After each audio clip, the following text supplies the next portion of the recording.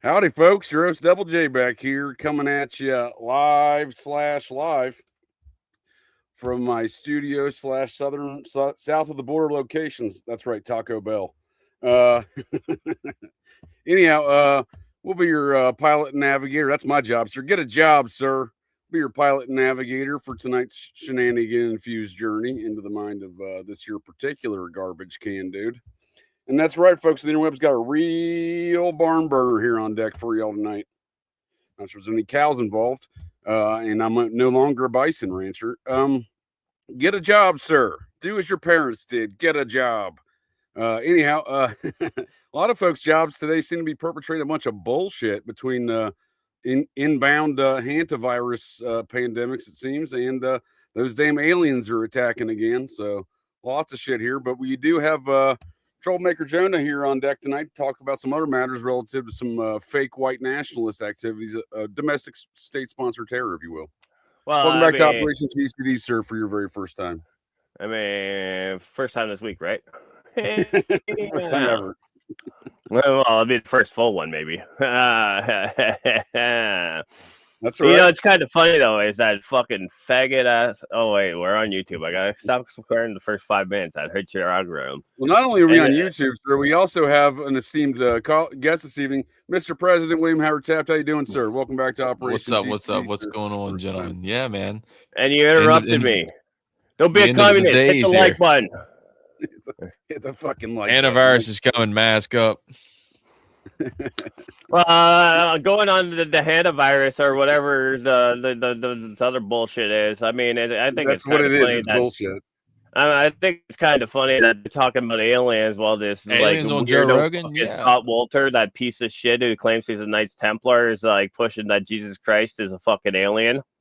Yeah, I haven't gotten too much into that. I've had my own beefs with Walters over the years. Dude, it's all the pastors, JJ, are in. You have to watch the new one, bro. He's got like the scroll of Yeshua, and some big shit's happening on June 6th of 2028, bro. Yes, sir. I know that I've seen some of those matters. Relative to that discussion. And Jesus Christ was an alien. Is that what they're going for? If that's what he's going for, and he's got the documents. He found him in the Adirondacks up in Upper New York, just where Joe Smith was. AI. He could be AI, is what Joe Rogan. Jesus is AI. Yeah, I know he's on the whole transhumanism nonsense, old Rogan there, but. Well, I do want to thank both you gents for joining me here tonight to get a little GCD. I want to thank you folks to the interwebs again for joining us here tonight to get a little GCD. I don't know if I even finised my introduction. Host of Operation GCD, JJ Vance here, not the vice president. Who cares about your introduction? No. and again, we got ourselves another dead president on deck tonight. Welcome back there, Mr. William Howard Taft. Hey, just quick shout out to Grover Cleveland was out for fucking movie. A slight Dead jog. Presidents was a great movie. Dead Presidents was a decent film. I don't like it. That was Spike Jones, right? Or not? Or Spike Lee? I've never seen it. Dead Presidents. What the fuck? You racist motherfucker! You haven't seen Dead Presidents? Never, dude. I've never even flown on an airplane. So have you at least listened to Dead Presidents? I am from West Virginia, okay, buddy. All right, it doesn't. Well, that was have you at least listened to Dead Spike Lee. That was the same dude from Menace to Society. Okay, that was the Hughes brothers. It was a decent film. Yeah, Dead Presidents. Yeah, it's great, bro. It's a heist film. It's a hood Chris heist film. Tucker, okay. I like Keith David. Keith David, he's a good actor. Keith David's a great actor, dude. Yeah, one of my favorite character actors, dude. He's in Men at Work. He's in a lot of movies, man. Tale about crime and garbage collection. Would you be able to make that movie these days with the whiteface going on in that theater? I hope so, dude. If Drewski can run around, that Drewski guy can run around as Eric Kirk. Dude, it was pretty funny. I do have to admit, but it's just like, man, I don't know. You guys are like gonna you love said, this though, one, right? if a white person done it blackface, it'd be a whole different story. You know, like if anybody can get it, like that's where I stand. Like I don't care. Like anybody can get it. White, black, Asian, you gay, don't love straight, this one purple, though, Landon. I was at the LCBO today. I was at the LCBO today, which is a Crown Corporation. That's where they sell the liquor, right? And they have their safe space diversity stickers all up and everything. Pedro knows he's in Canada, LCBO. But anyways, so I'm in there and they got this liquor. It's like a 15% shot and it's called F-bombs. I'm like, oh shit. And the lady that lives here on the farm, I'm like, hey, Gil, this has got my name all over it, F-bombs. And then like right away, I'm like, oh wait, we're in 2026. F-bombs is not fuck, it's fag. And the girl just starts laughing and she's like, it's a union job too. She's making $30-something an hour to sell booze on a union job, bro. And I'm like, just kept saying fag. You could tell it on her face. She wanted to like, But is it pretty mobbed up there though with the liquor industry, right? No, it's just Crown Corporation, bro. The Crown owns it all. Yeah, that's what I'm saying. By the Crown, do you mean the Rothschilds? Right, the Crown. No, I mean it's the government, or actually it's a provincial government that runs that shit. Well, how'd the Bronfmans get so situated amongst the liquor industry up there then? Leon Black. That was prohibition. Didn't we already go through this? But no, during prohibition, right? So. And I think prohibition was entirely to set up. I think prohibition was entirely to set up the Bronfmans as one of the Illuminati families, right? Because everyone wants to talk about like Al Capone and all the fucking Chicago outfit and all the money they made, but no one talks about the trillions that fucking the Bronfmans made. Like they're the ones running all the shit out of Canada, right? So every little gangster who made their little cut was like the Bronfmans were the Pablo Escobar of the shit, right? And they came out and when prohibition was done, they had owned like all the fucking different liquor industries everywhere. Fuck yeah, they did, dude. Did you guys know that they were actually running? This is a little unknown fact about a little presidential fun fact for y'all. They were running their tractors and stuff off of the ethanol that they were distilling. They were running. Oh yeah, no, they would also buy a high label shit and just throw the fucking piss in it. But then so it wasn't just as alcohol as itself, drinkable alcohol. That wasn't the wasn't the main jit. Multifaceted for sure. Well, the other thing, though, too, is if you want to get into it, I mean, like the Bronfmans, how did they start out? They started as a little fucking hotel chain. Just their name was J.W. Marriott or some shit. You know, it seems like or the Hyatt, right? Or the Hilton. Leave Big Jen alone. You know, all these Illuminati families all have these fucking hotels. I would never besmirch such a gorgeous lady as Jennifer Pritzker. Dude, they're gonna come and kill us, JJ. They're coming. Hey, wait. Chicago outfit's coming. They are, dude. There is so much politics out of that Chicago, that kind of idea of the Chicago outfit, dude. Fucking Cook County, Illinois, brother. If you had a choice, though, if you had a choice of Jennifer Pritzker or Paris Hilton, I mean, it might be a hard pick. I'm gonna give it Elizabeth Pritzker. You might not get a fucking STI or STD for us old folks. There's a Book of Mormon in every Marriott, and you're in the side next to the table next to the bed there. Yeah, big Mormons, big lady, big guy. I mean, big Mormons. The Hiltons have their just like the Bronfmans. The Hiltons have some clear connects to organized crime. Oh yeah, for sure. I believe that's why they forced Paris Hilton's uncle to sell the San Diego Chargers because of his connections to organized crime. Even though, which is that's a conundrum itself because it's organized crime that started the NFL. Well, I was gonna say though too, if you're gonna bring up San Diego, let's go into that little T thing that Joe Biden was pushing. Dylan Mulvaney and his daddy was the San Diego Padres, is like, right? But he was also crashing banks on behalf of the Federal Reserve. No one wants to talk about that. They're all like, "Oh, you get this little T person running around pushing Bud Light." They're like, "Motherfucker, his daddy was granddad crashing bank before he was even born. Why the fuck don't you pay attention to what matters instead of what's between his legs because you're trying to get there?" And I think he made his name in the Book of Mormon Broadway play. I think that's where he came from. I would like to get a day in the life of Dylan Mulvaney now. Like, what's going on now? What's going on with that, right? any new commercials lined up?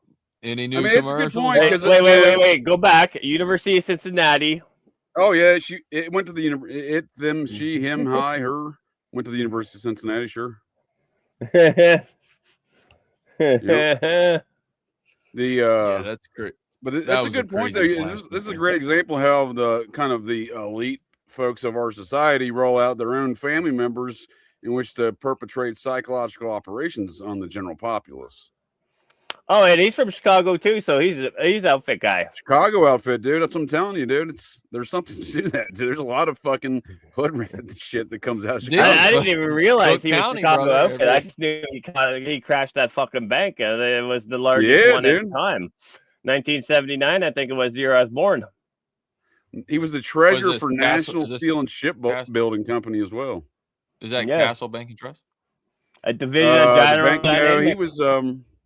Go ahead, sir. No, that's the saying. It's a division of General Dynamics too, right? So he was a lieutenant commander in U.S. Navy commanding the destroyer escort USS Kine during World War II. That's interesting. To look more into that one. Kine. Like what the fuck? You guys buying your ship from fucking Hitler at the time? Kine. I don't know what the namesake for that is actually. Francis Kine. That was a little play on Hitler there. Yeah. Inzen Kine, yeah. But yeah, it was Crocker National. Wait, go back. That was a Pearl Harbor that was a Pearl Harbor ship, bro. It was the command. Oh, was it really? Okay. Yeah. Escort built for the United States Navy. Yep. Right there, escort duty at Pearl Harbor. Yep. Interesting. That's crazy. Sold for scrapping. You have to look more into that one. I mean, it sounds very L. Ron Hubbard-esque. I wonder if this guy was also out of the Office of Naval Intelligence.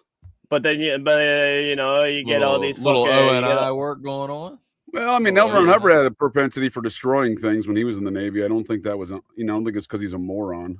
And you get all these fucking, like all these fucking influencers on the fucking Trump-tard fucking Bukkake train who will be like, oh, yeah, I want to on that today with the aliens. Mulvaney's penis. Like, fuck off. If you're so offended by these T people, stop fucking putting them up on every fucking podcast. I don't give a fuck. I'll point out when their family's corrupt as shit. I'm not talking about them. I'm just saying it's not that they're doing it. It's the culture jamming behind it is my issue. It's like they're trying to get you to accept it as normal, and it's not. Like, obviously. Yeah, that's another thing that Scott Walter's pushing is not only was Jesus, because I literally just watched that before this, the latest one, because my YouTube algorithm was pushing it. And he's like, oh, yeah, no. And then he's like talking about Jesus Christ was an alien and how he was pushing the female male god. And then what's even more retarded, this guy's like, oh, I found this sacred document in 2025 that the Yeshua scroll, and it's telling us that fucking there was people before the Adam and Eve. And it's like, motherfucker, if you read the Bible and don't listen to what that fucking PDF on the center stage tells you, God created man and woman on the start of fucking reality. And then in Genesis 2, which is a completely separate story, he creates Adam and Eve. So there's two fucking creation stories in two fucking books to start that shit. But read that shit. Instead of listening to the look at this logo. Look at this logo, JJ. I do see that logo. It's very interesting, isn't it? It almost looks like Chrome. Similar. Yeah. It's strikingly very. I mean, it's got one more hook to it for swastika, but it's strikingly similar. Of course, the Chase Bank logo is a swastika. Well, let's not forget Chase Bank is the Rockefellers. Well, the Standard Oil of New York. Isn't the UN too, JJ? Isn't the UN isn't that? Well, we all work for the UN now, sir. So I don't. But I was gonna say it's Standard Oil of New York. Is that the UN? Isn't their logo too? I think Chase Bank sued the process back in the 90s, if I'm not mistaken. There was some litigation surrounding their use of that same symbol, if I'm not mistaken. Columbia Sportswear is like the same too, but it's the letter C. No, that's right. That was Flat Earth. UN is Flat Earth. Oh yeah, the map, the Flat Earth map. Do you guys know where the swastika comes from, though? The Hopewell Indians. No, No. Egyptians, right? Originally, but No. even that's Mesopotamians. It's a universal symbol because if you actually look at the night sky, Polaris, which is the North Star, which is absolutely constant. So don't tell me how the fuck we're rotating at 66,000 miles an hour. Moving You mean to tell me 26... Sir NASA's lying to me? And there's a star that just stays absolutely constant no matter when you look at it. But anyway, so the Polaris, which is the tail of the Little Dipper, but the Big Dipper rotates around it, and in the Four Seasons is the actual location of the swastika branches. I'll pull it up for you if you want. Sure, so dude. It's actually And that's not the triple. So that's that's even not like the triple dipper from Chili's either. No. So even like a lot of the First Nations here who weren't tied to any of those overseas, if you believe the history they tell us, they like the one res that I go by my gas from, their symbol is the swastika, but it's just put in 4 colors. But it is the Big Dipper rotated, so it's the 4 seasons. Our ancestors would have looked at that to know which one of the seasons that they were either planting or pulling their fucking crops. And my shit's slow, but I'm pulling it up here. Here we go. No worries. Well, we got another esteemed guest here this evening besides the President, William Howard. RR?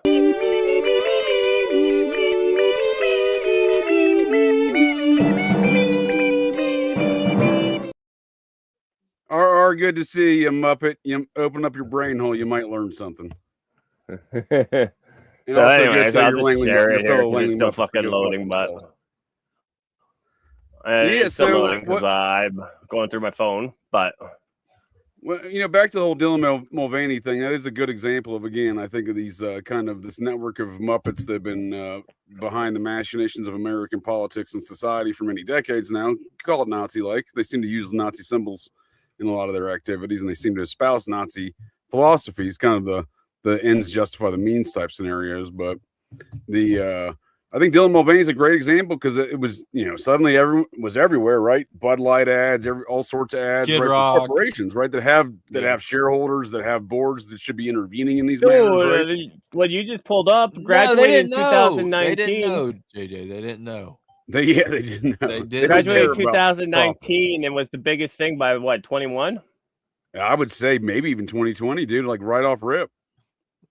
No, what? Yeah, like thing? fresh out of It was university. 23. Get the fuck out of here. I think that was 2023.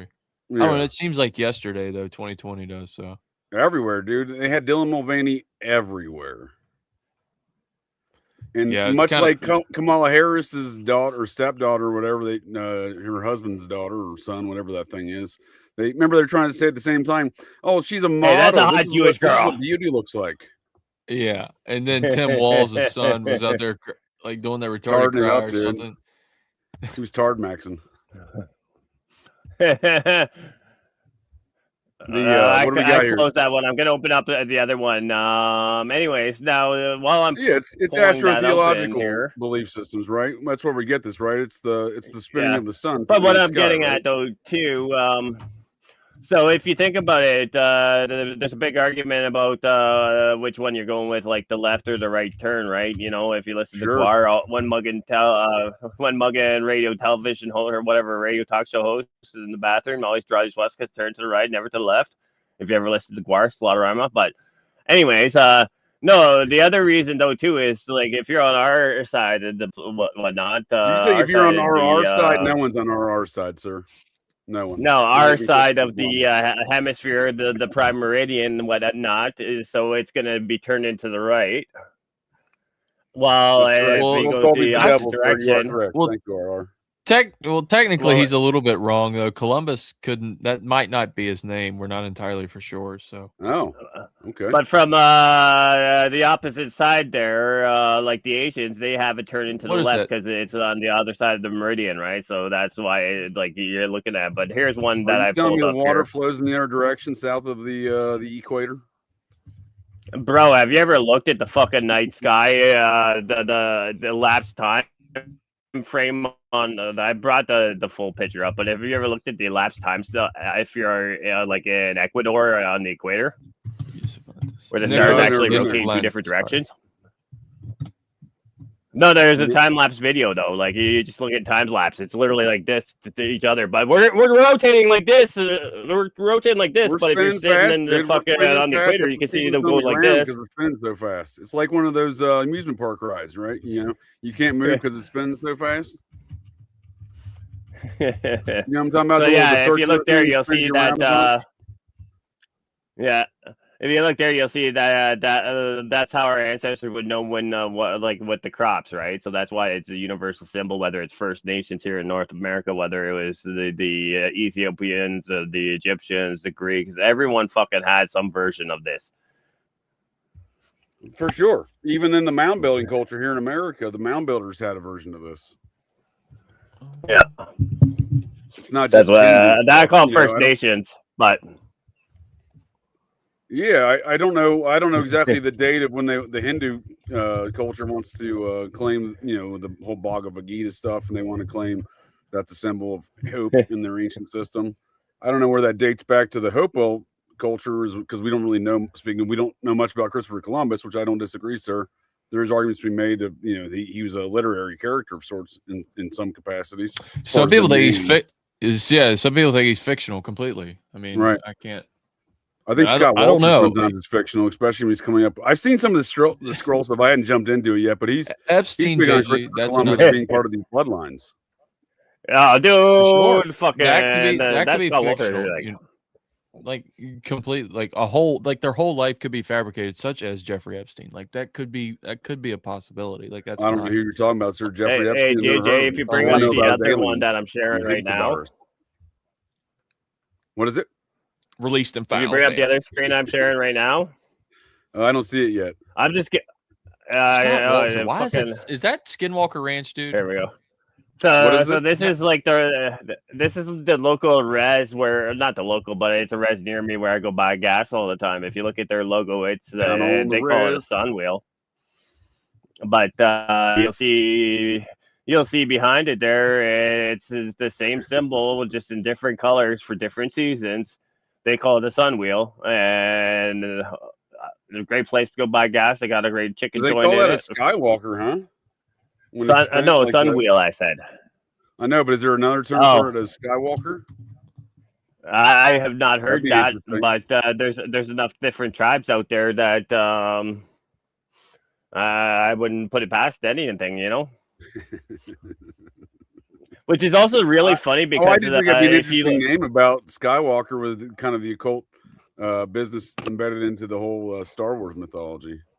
Yeah. Well, the other thing though is too, if you talking about Moravian, right? So Moravian is that's a First Nations tribe that's based out of this lower or southern Ontario area. But then Moravian, there's also a whole fucking thing about Jews in Jamaica, as well as I think over in Europe originally. So it's like, how do all these First Nations names have these Euro ancestry names, but they weren't here? No one was here before fucking Christopher Columbus 1492, which is the biggest fucking lie I've ever heard.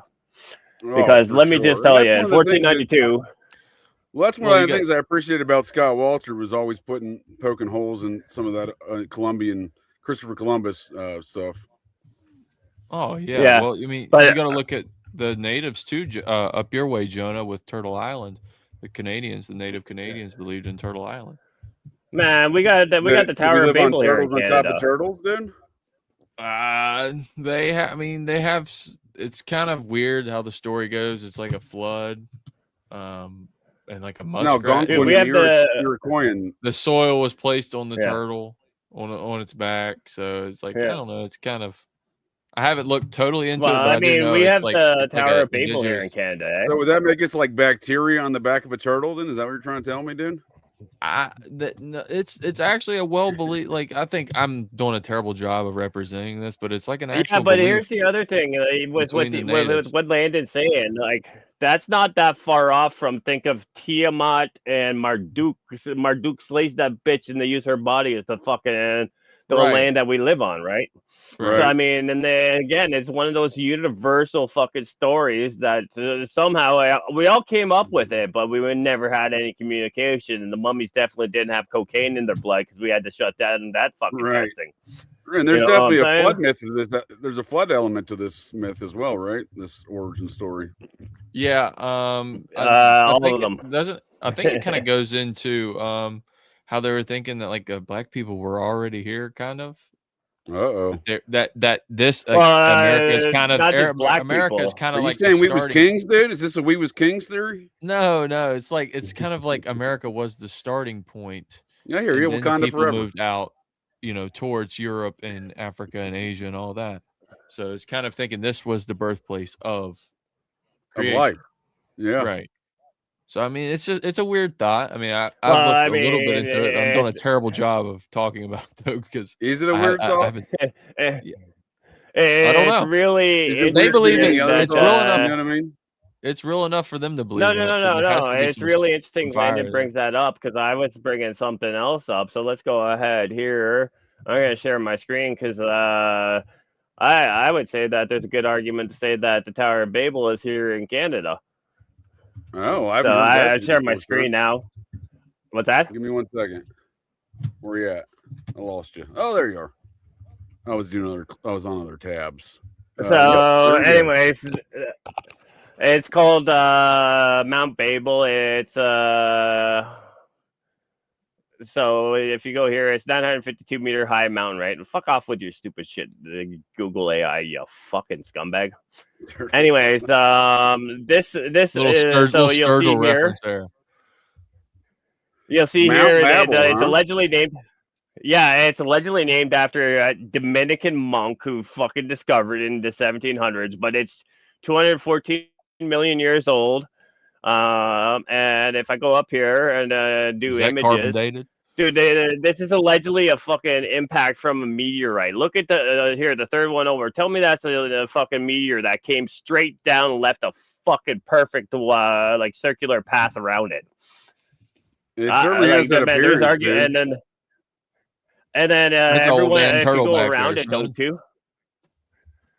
But if you go out there, right, number of the places out there are like Relay Gabriel, so Gabriel's relay, right? If you do the translation, so they're literally fucking naming after Archangel Gabriel. There's a bunch of other shit that's there, like Seven Lakes. Everything about it is fucking like Tower of Babel. Everything around it is all Tower of Babel. But that's a meteor impact from 214 million years ago. But the meteor left a perfect fucking perfect standing mountain of 1,000 meters high. Like, get the fuck out of here. How dumb do you have to be to buy this fucking story? I don't think we know a lot of things about these geographical or geological mysteries. I apologize. From our ancient past, because I often hear, and I don't know how this works out, and Landon may have some input, that the Appalachian Mountains used to be taller than the Himalayan mountains. I'm like, what, dude? Yeah, supposedly they were up to 30,000 feet right? tall. The New River, but you think the about New what River I'm saying, Gorge though, is the second oldest waterway in the world, behind for sure, and it looks old as shit going through the New River. And it's the only river that flows north. That's right. It's an interesting. What are you talking about? The Red River flows and right north. by the New River, just west of there, we get Logan, West Virginia. New River's over here. Beckley's runs over here by Beckley's. Yeah, that wasn't far from. I mean, I've been on the New River. 60 miles as the crow flies. We have this weird little. I've always thought this isn't going to give you a good picture, but when you're standing down here in the city of Logan, and you look up, this is all very tall. The city of Landon, what? Logan. You look Landon, up and all these ridges up here. It's very tall cliff sides, like a meteor struck this area. And at the center of the area, we find this thing called Hatfield Island, and this is Logan High School. That's built on a mound. Please tell me that's not tied to fucking Paul and Jake. No, that's no. Jake Paul, Logan Paul. My bad. No, I'm gonna have myself. This is an area founded by Abner Vance. I don't think they're doing too much messing around down there in Logan County. Well, I'm just saying, like, dude, speaking of like meteor strikes and the natives having some sort of inclination to build a mound in this exact site, which sits at the very epicenter of what looks like it was a meteor strike. Yeah, but let me explain that one to you again. A meteor strike left an imprint, but it also left a fucking mountain. Right, that's what I'm saying. I don't understand how these processes work, right? You know what I mean? But like, it goes like this, and then it grows. Well, yeah, but what causes it? They say it's plate shifting and shit like that. I'm just like, all right, buddy, show me some evidence of that. No, they're like that perfect circle lake, that perfect circular lake is allegedly an impact that left a mountain. Like it's like how fucking retarded. Well, Yeah, that's what I'm saying. what's They got even no evidence of that. They just make shit up, dude. Dude, what's scary? And even is better, not- the guy who it's named after is a Dominican friar who just happened to discover well, it. there you go. The Vatican, huh? I mean, what's interesting about all there, though, that I mean, the whole state of West Virginia is what's not on the surface; it's what's below the surface. That's the creepy part. I mean, For sure. And I mean, if we're it's gonna be not talking about Kentucky as well. mounds and fucking serpents, and how far do you want to go into the handy sook shit? Well, I don't think this is a serpent. I think this is a sperm and egg. They call it a No, serpent. but I'm saying, how far do you want to go into the fucking handy sook shit? Well, as far as you want to go, dude. I mean, I don't want you to get it kicked when off. I was a Mormon. When I was a Mormon baby, they did sprinkle some water on me. Did one of these numbers on me. They're inside Sandy Hook Elementary School where we met in our Mormon church. That'd have been 1980. Sandy Hook maps. Now, the reason I'm asking is if you actually go ahead and look up at that location, right? And I'm trying to do it here, but I'm kind of fucking retarded, still a little concussed. But if you look up the location where that incident occurred, right? Basically, what they did is they drew where they built the new school over top of it. It literally looks like a fucking serpent being crowned. So you have the corona with the crown, and then you have the serpent walkway around the school. So the whole fucking thing is just a whole very interesting. You know what I mean? Yeah, I do think it was very occult ritualistic. I wasn't really focused on those kind of elements at the time when I first started getting into that subject years ago, but it's around shit, right when it happened, quite honestly. But I waited to really dive into it till the report came out a year later. But I specifically remember where I was sitting and what I was doing. Like it's etched into my brain hole. It had a deep impact on my brain hole, that whole event. What, Sandy Hook? Yeah, dude. Yeah. Oh, well, I honestly blame the Mormons for it. You know what I mean? The Mormons, the FBI. They did some of their Mormon magic stuff on me, dude. I think I just had some connection with that site in that regard. You know what I mean? Yeah, I'll just bring up the picture, too? And you can show it if you want here. But it's kind of I don't have any inverted, evidence so it's on a mound, but I strongly suspect it is. Like, meaning I don't have the survey of the mound. It sits in a location of the confluence of two creeks, and the Freemasonic Lodge was on the rear end of the property, which used to be the same property. They divided that property off at the Sandy Hook. And they had like 30 houses that were given away on Christmas on Christmas night. Yeah, and then they had a bunch of ghost homes, dude. That whole road of the road that the shooter allegedly lived on. He lived next door to the Newtown Bank president, John Trinacosta. It was like a fucking it was like a CIA cutout picture up. I don't think it was like most of those houses were empty. Well, we talked about this too, pertaining to Richwood. I think there was a guy on Reddit. I don't know if it was real or not, but what he was talking about was pretty crazy. It kind of sounded a little outlandish, so I don't want to repeat it, but it was kind of the same reference that this whole town, you know, he was there for like 30 some years, and that the town became like unrecognizable, that these people were they weren't really from there. You know what I mean? They weren't, dude. None of the families that were allegedly victims of the event, none of them were from there. They'd all moved there in the previous 3 David Hogg definitely came from fucking David Hogg definitely went to school there. David Hogg definitely didn't graduate. No, if you bring up that picture there, I'm sharing, right? Before the Parkland event, you know what I mean? He's right. a good example, though. His father ran drill for the FBI. They took but if you bring up that picture, it's inverted, but you'll see. Dude. I'm trying to bring up show the proximity of the Sandy Hook Freemasonic Lodge to the school, and they've deleted it from the map.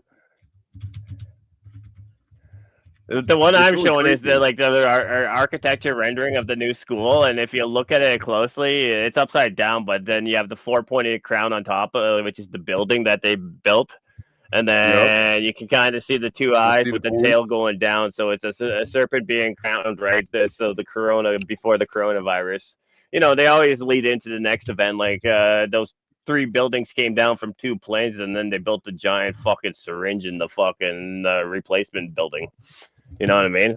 But if you look at that closely, or maybe I just do too much fucking shrooms, but that looks like an inverted serpent with the 2 eyes there, the crown, and fucking the tail going down is the fucking driveway up to it.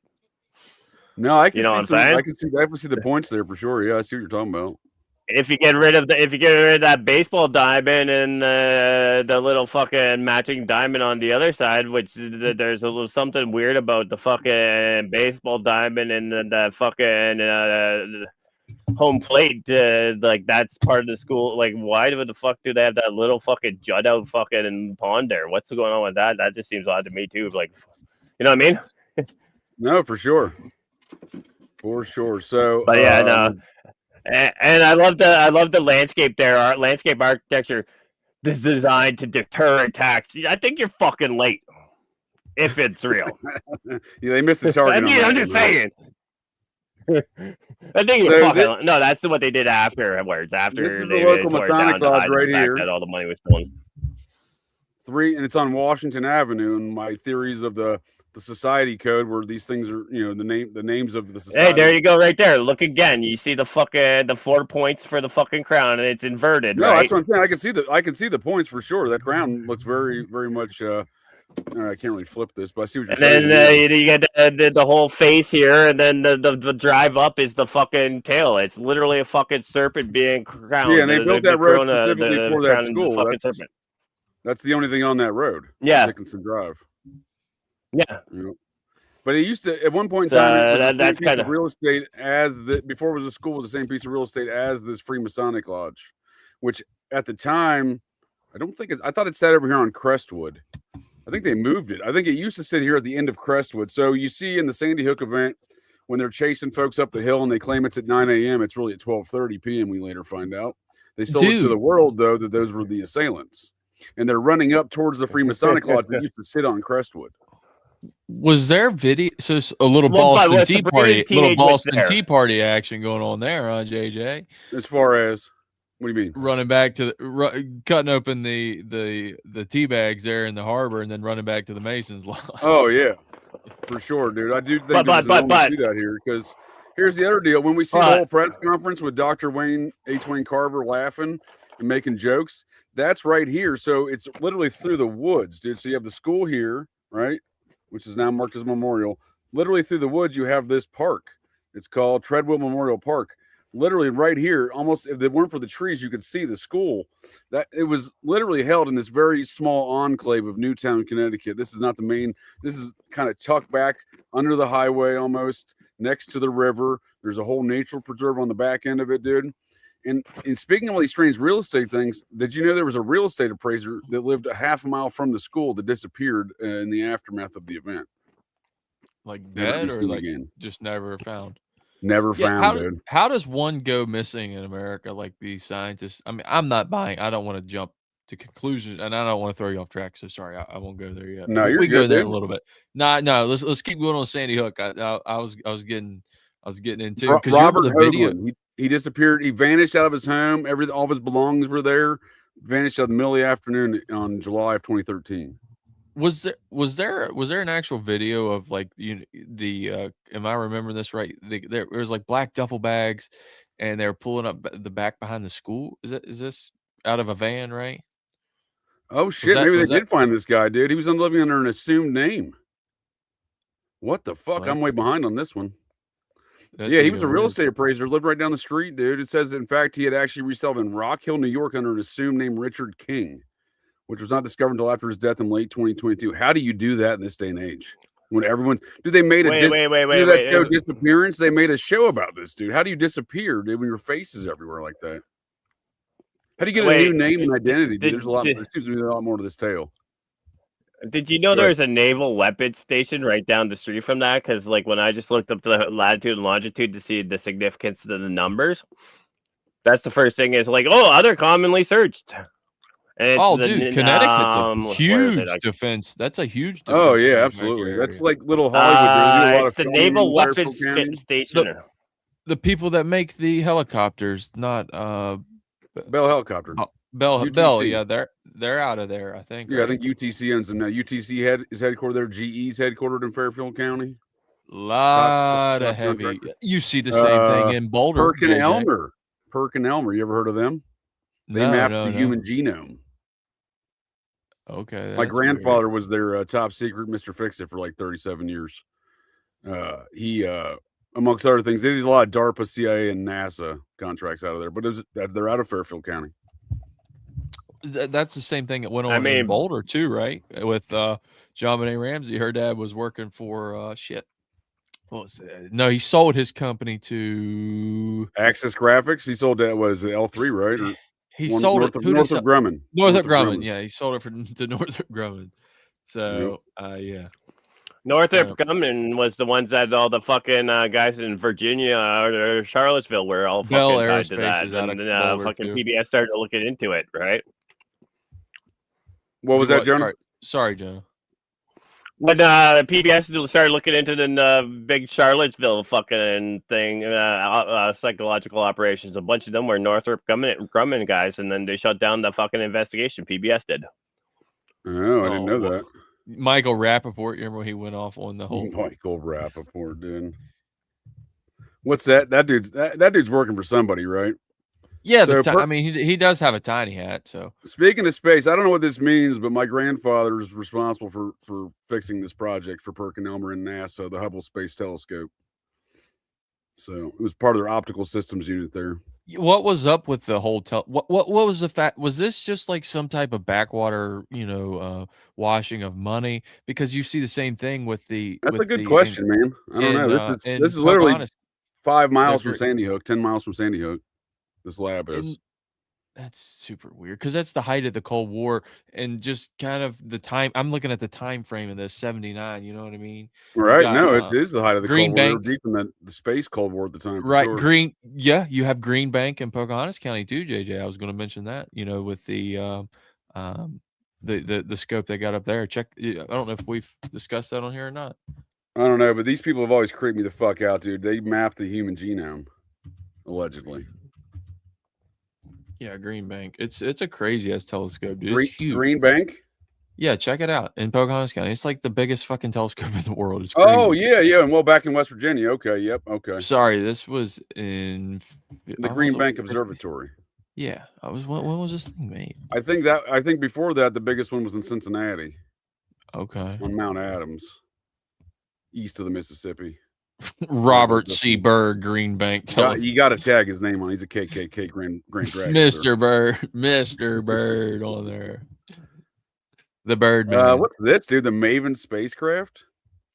Maven. Mars. Oh, dude, come on. Dude. Maven's. That's the name of this piece of shit. Flew to Mars, dude. Look at that thing. You gotta be fucking kidding me, dude. Back to these ideas we're supposed to believe of these meteors building mountains. Or man building this object to fly to Mars, dude. Get the fuck out of here, dude. I don't think they're space. I don't think what they're flying up there is actual space. I think they're taking pictures with like these. I think that's how they're getting live data. I don't think anything goes in space, man. What's the satellites they're sending up? What's the name of the whore that gave birth to Elon Musk, though? Do what? May? Right? What's the name of the whore that gave birth to Elon Musk? May. Maven, so no, that's Palantir. That's the name of that's one of their programs is Maven, I believe. No, but I'm saying that Mars orbiter was named Maven, and then the same whore that gave us the guy who's allegedly taking us to Mars is Maven. Well, I think there's a lot to that because she knew Werner von Braun, the Nazi. When you were saying something about Bell Helicopter, well, Nazis up there in Fairfield County, that is Walter Dornberg, the general. That's where he came, and that's also where group of people. Same Muppets, dude. And Peter Strzok too, right?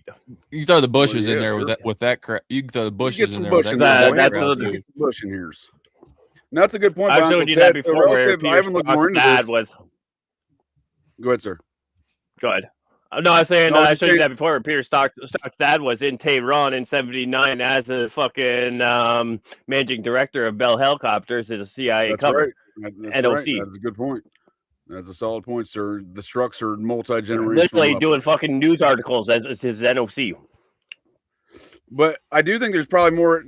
Uncle Ted's brought this to my brain. I do think there's a lot more. I got to look more into it. But what I have looked into, yeah, dude, there's a lot of this stuff seems to be derivative of the Promise scandal, even the John Benet Ramsey situation. So, as you were talking about, her father had started this company called Axis Graphics. I didn't mean to go all over the board there with that. Sorry, no, I just see it, I see a point to tie it in there with, so I kind of threw it in there. Well, I think there's a lot of things that we're sold a story and a narrative, but it's really derivative of something else, such as a scandal like the Promise scandal, which obviously. I did break some stuff too that also never ties into JJ. it. As you're, I mean, you've kind of got the same assumption as I do that it's ongoing. It's currently still ongoing. I don't think it ever ended. I think that the reason why Jeffrey Epstein's ranch had FCC certifications for certain radars and other functions like that with Los Alamos was relative to Promise, because they tell us that Jeffrey Epstein was running this huge server farm on his New Mexico property. So I don't care about that. It was just probably, you know what? I don't care about that. You know what I want to know about Jeffrey Epstein? What I want to know is why the fuck. I don't care about all that other shit. I want to know why the fuck Jeffrey Epstein had a $250 million U.S. tax break as a convicted PDF for a fucking DNA database. That's only good for fucking targeting victims. Like, I mean, or finding donors, but again, targeting victims. Or if he's hunting a certain gene type that he wants, a pool. He's collecting data. Yeah, targeting victims.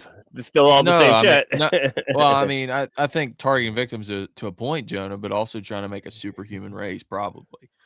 That's probably true. That does seem to be a deeply occulted concept back to Crowley, is this idea of the Ubermensch or superhuman. It's something with Scientology. The Nazis, you see what the Nazis. I mean, you could go back to Plato with that one. Yeah. Yeah, I mean, I'm sure they have some earlier influences, right?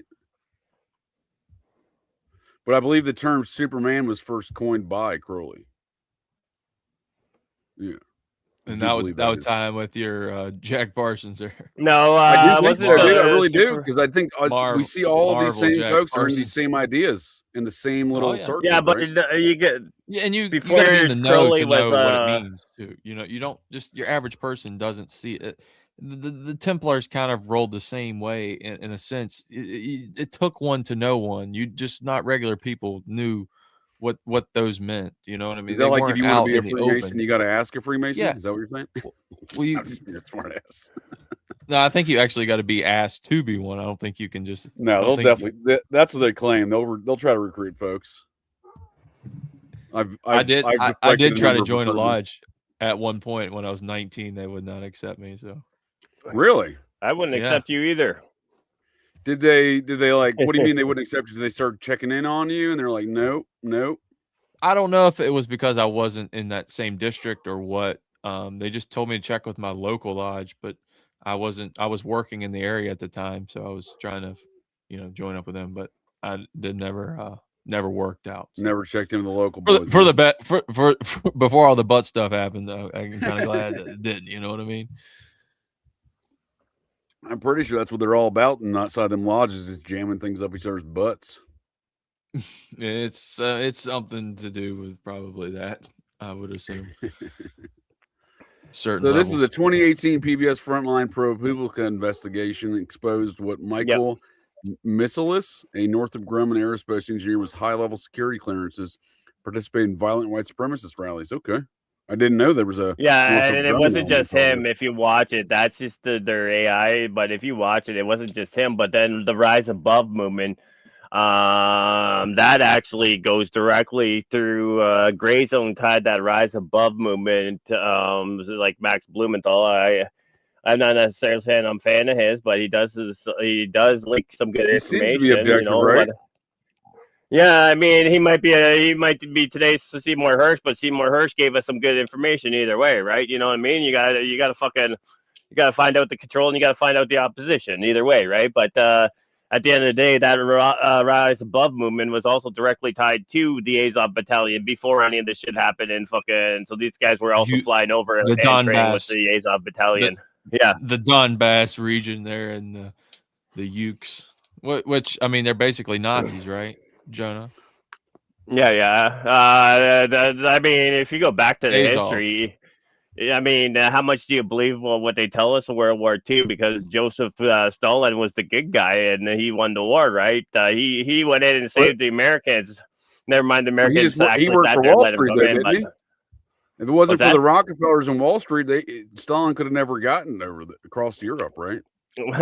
That fucking Lenin never would have existed either. Fuck off. Like, I mean, get the fuck out of here. Like, anyone who thinks that communism is against the fucking corporate network, corporations really needs to fucking pick up a book. But no, if you look into that whole Charlottesville thing, it wasn't just this one guy. Like it's actually a really good documentary if you can find it. Where's the title there? Documenting hate, because they start finding not just Northrop Grumman. They found a bunch of fucking military guys all Sure. on the fucking streets there. Peter Thiel was there. Peter Thiel and company. Well, we do see this. That is what's the picture that's beginning to form out of the Muppet nonsense that we get sold as news and facts from our government. Is that there was the deep involvement from the SPLC and other such parties of these NGOs and nonprofits financing these seemingly grassroots movements with everyone's got their same fucking pants or everyone's got the same fucking tiki torch. You know what I mean? It looks riculous to think Like fucking Patriot Front shows up with the fucking what's it called there? The FBI trainee outfit. The Oath Keepers. It just seems like they're collecting data, Jonah. It's what I think. I think that's what the whole January 6th thing was. I think it was a kind of a similar. If you remember, it was what was the guy's name that done it in the 50s with the surveillance? Oh, dude. But then they're also geofencing these events now, right? Right. Yeah. Well, you look at the Charlie Kirk incident. Oh, no, big time, dude. Big time. Look there was an Israeli contractor. They got everyone's cell phone from the Charlie Kirk funeral, right? Wasn't that something that just came out? I don't know. I got to tune into Candace Owens to find out next week. I don't know. Nah, I'm just fucking with you. I don't know. Is that what's going on? I did read something in that regard. Yeah, I read something in that regard. I mean, but with Israeli roots, I believe. But the Israelis were also fucking. The Israelis were also fucking. Now I'll tie this back to Scott Walter too. But I mean, the Israelis were directly fucking doing the TPUSA events with the fucking geofencing, and that's what was coming out before he got took out. But at the same time, that's saying that Scott Walter, he sure likes to push this fucking Talpiot bullshit, which is like he was big on the Talpiot too, wasn't he? Yeah, and what is Talpiot? It's stupid, dude. What is Talpiot? Do you know what it is? No, I mean I know the tomb. I don't know what the term means. No, it's Unit 8200 is the high-ranking division of the Talpiot team, or Talpiot's the highest of. So Talpiot is directly tied to Unit 8200. Okay. Well, then there'd be another promise connect right there. Yeah. No shit, the Talpiot program. All right, thank you, sir. I've never even heard of this. Yeah, so it's directly tied to Unit 8200. So this guy's going around talking about the Talpiot tomb and they fucking all this, but the Talpiot's like their fucking top level NSA bullshit that's already stolen all the U.S. infrastructure by Wait a second, dude. Avi Loeb, the guy that says there's that giant fucking alien space fucking headquarters. Right, dude, I'm telling you. Well, I can see where all this stuff starts tying in when you see somebody like Walters, and on its face, it's the Twilight language, right? On its face, on the surface, it may not look like it's connected. But when you're using the same terms, these things, it's the Twilight language that is part of this occultism, I think, and the psychological operations they use it for mind control in implanting these terms in your brain hole for the purposes of kind of igniting that later with seemingly disconnected things. But, you know, I like to argue all these Muppets know each other. Oh yeah, no, and they're all pushing the same. You heading towards predictive programming, JJ? I mean, there's another good term for it. It is predictive programming, right? Yeah, same kind of understanding. Yeah, you see that with. I mean, if you want to jump into it real quick, we could. I got that little clip to play about what was it, the hantavirus from the X-Files. Yeah, dude, for sure. Oh, from the X-Files, even better, dude. Yeah, I got to look to see what that the company was, but DHS hired some company to geofence everyone who came to Charlie Kirk's funeral. And of course they did. Right. And that contractor had some sort of, I don't know if it was Israeli based or they had some Israeli contracts. There was some connection there. Dude, do you remember when, which was funny, do you remember when WhatsApp took fucking NSO group to fucking, to court, the Supreme Court, about the, not FISA, but the Foreign State Intelligence Act or whatever, FSIA? And then it turns out that the division that runs NSO group is actually Q. So what's that about? Great question. Yeah, I'll find those documents for you while he plays his video. Yeah, it's only 2 my bad. minutes. I got lost. 2 minutes long, and it's on Reddit too. So never mind, it's on YouTube. I was right. How are you right? Are you familiar? See this crap? Somebody knows I'm talking to you. Not according to the men in blue. Oh, there you go. Nice. Oh, what is it this time? Kiddie porn again? Sexual battery of a patient? They want to discredit you for what? Because I'm a dangerous man, because I know too much about the truth. Now that end of the world apocalyptic garbage, you right? You know my work? You know my work, okay. I was right about Dallas, wasn't I? How are you right? Are you familiar with the hantavirus, Agent Mulder? Oh, shit. Yeah, it was a deadly virus spread by field mice in the southwestern United States several years ago. According to the newspaper, FEMA was called out to manage an outbreak of the hantavirus. Are you familiar with what the Federal Emergency Management Agency's real power is? FEMA allows the White House to suspend constitutional government upon declaration of a national emergency. Think about that. What is an agency with such broad sweeping power doing managing a small viral outbreak in suburban Texas? You're saying it wasn't such a small outbreak? No. I'm saying it wasn't the hantavirus. Well, what was it? Wait. What was it? What was it? Give me a name. Wait. The hantavirus. It gets better. Can I interrupt though for a minute? Because I need to ask a question. The hantavirus, right? Isn't that when you breathe in rat shit and that's what fucking Gene Hackman's wife allegedly died from because she fucking was breathing in all the rat shit in their mansion? Yeah, I live in a fucking trailer. I live in a trailer that's 27 feet by 8 and I don't fucking breathe in enough rat shit to kill me? Like, what the fuck are they talking about? Yeah, we still don't really know the all the details around that death. It was such a strange death. Yeah. And he allegedly died of natural causes, they said, or some shit, because no one was taking care of him because his wife was already dead in the house for like a week.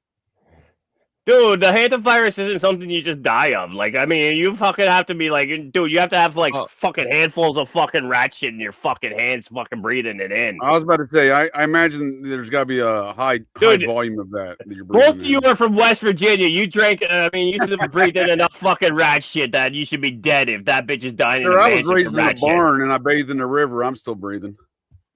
Yeah, you gotta walk. Where I'm from, you gotta walk it off, champ. Yeah, when I first heard about that whole hantavirus thing, I could be mistaken. I'm not a doctor. I'm also not the vice president, but I didn't know that was transmissible to humans. Quite honestly, I mean, I knew it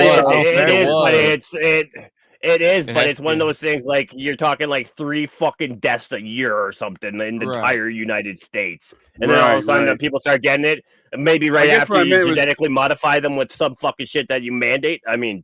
Dude, that's what you're getting ready to say. I'm just gonna calm down. Let me add this caveat. I understand how someone gets it. I'm saying that I meant to say I don't know how it's transmissible to humans from human to human. Right. It doesn't go airborne, is what you're saying. Right. Well, I mean, if they're around the rat shit, I'm good with that. Like, I'm not good with that's called homosex. Dude, Chuck E. Cheese is fricked. Chuck E. Cheese is filled with hantavirus, dude. Whose idea was it to put a fucking rat as their logo for a fucking pizza establishment? Pedo pizzas. Speaking of Epstein, wasn't he that dude on the Epstein situation? He resigned, right? The CEO of Chuck E. Cheese. Oh, really? Yeah, dude. He was out real quick. Dude, not the CEO of Dave and Buster's. Or Tudor's Biscuit World, sir. Or Tudor's Biscuit World. What about the guy from Papa John's who dropped the N-bomb? Yeah, it's fine. He's allowed to do that. Just no. And he was literally saying, "Hey, you can't say this word," and then me- like, "Oh, well, you gotta be," and then like, "Get the fuck out of here with that whole fucking thing." That was just retardedness. Dude, why No, is I there so didn't many know words that. on Chuck E. Cheese's fucking Facebook page, man? Did you want me You to know what play I mean? that last minute, JJ? Oh yeah, dude. Go. My bad. Go ahead. Go ahead. You're good. He does talk about. Can you see it? Yes, sir. All right. Project. They told us it was biological warfare or a virus. What killed those men? What killed them, I won't even write about. We have no context for what killed those men, or any appreciation of the scale at which it'll be unleashed in the future. A plague? The plague to end all plagues, Agent Mulder. A silent weapon for a quiet war. The systematic release of an indiscriminate organism for which the men who will bring it on still have no cure. They've been working on this for 50 years. While the rest of the world have been fighting gooks and commies, these men have been secretly negotiating a planned Armageddon. Negotiating with whom? I think you know. The timetable has been set. It'll happen on a holiday when people are away from their homes. The president will declare a state of emergency, at which time all government, all federal agencies will come under the power of the Federal Emergency Management Agency, FEMA, the secret government. So now that you're talking about this, paranoid. Go back to Dallas, Agent Mulder, and dig. Or we're going to find out along with the rest of the country. When it's too late.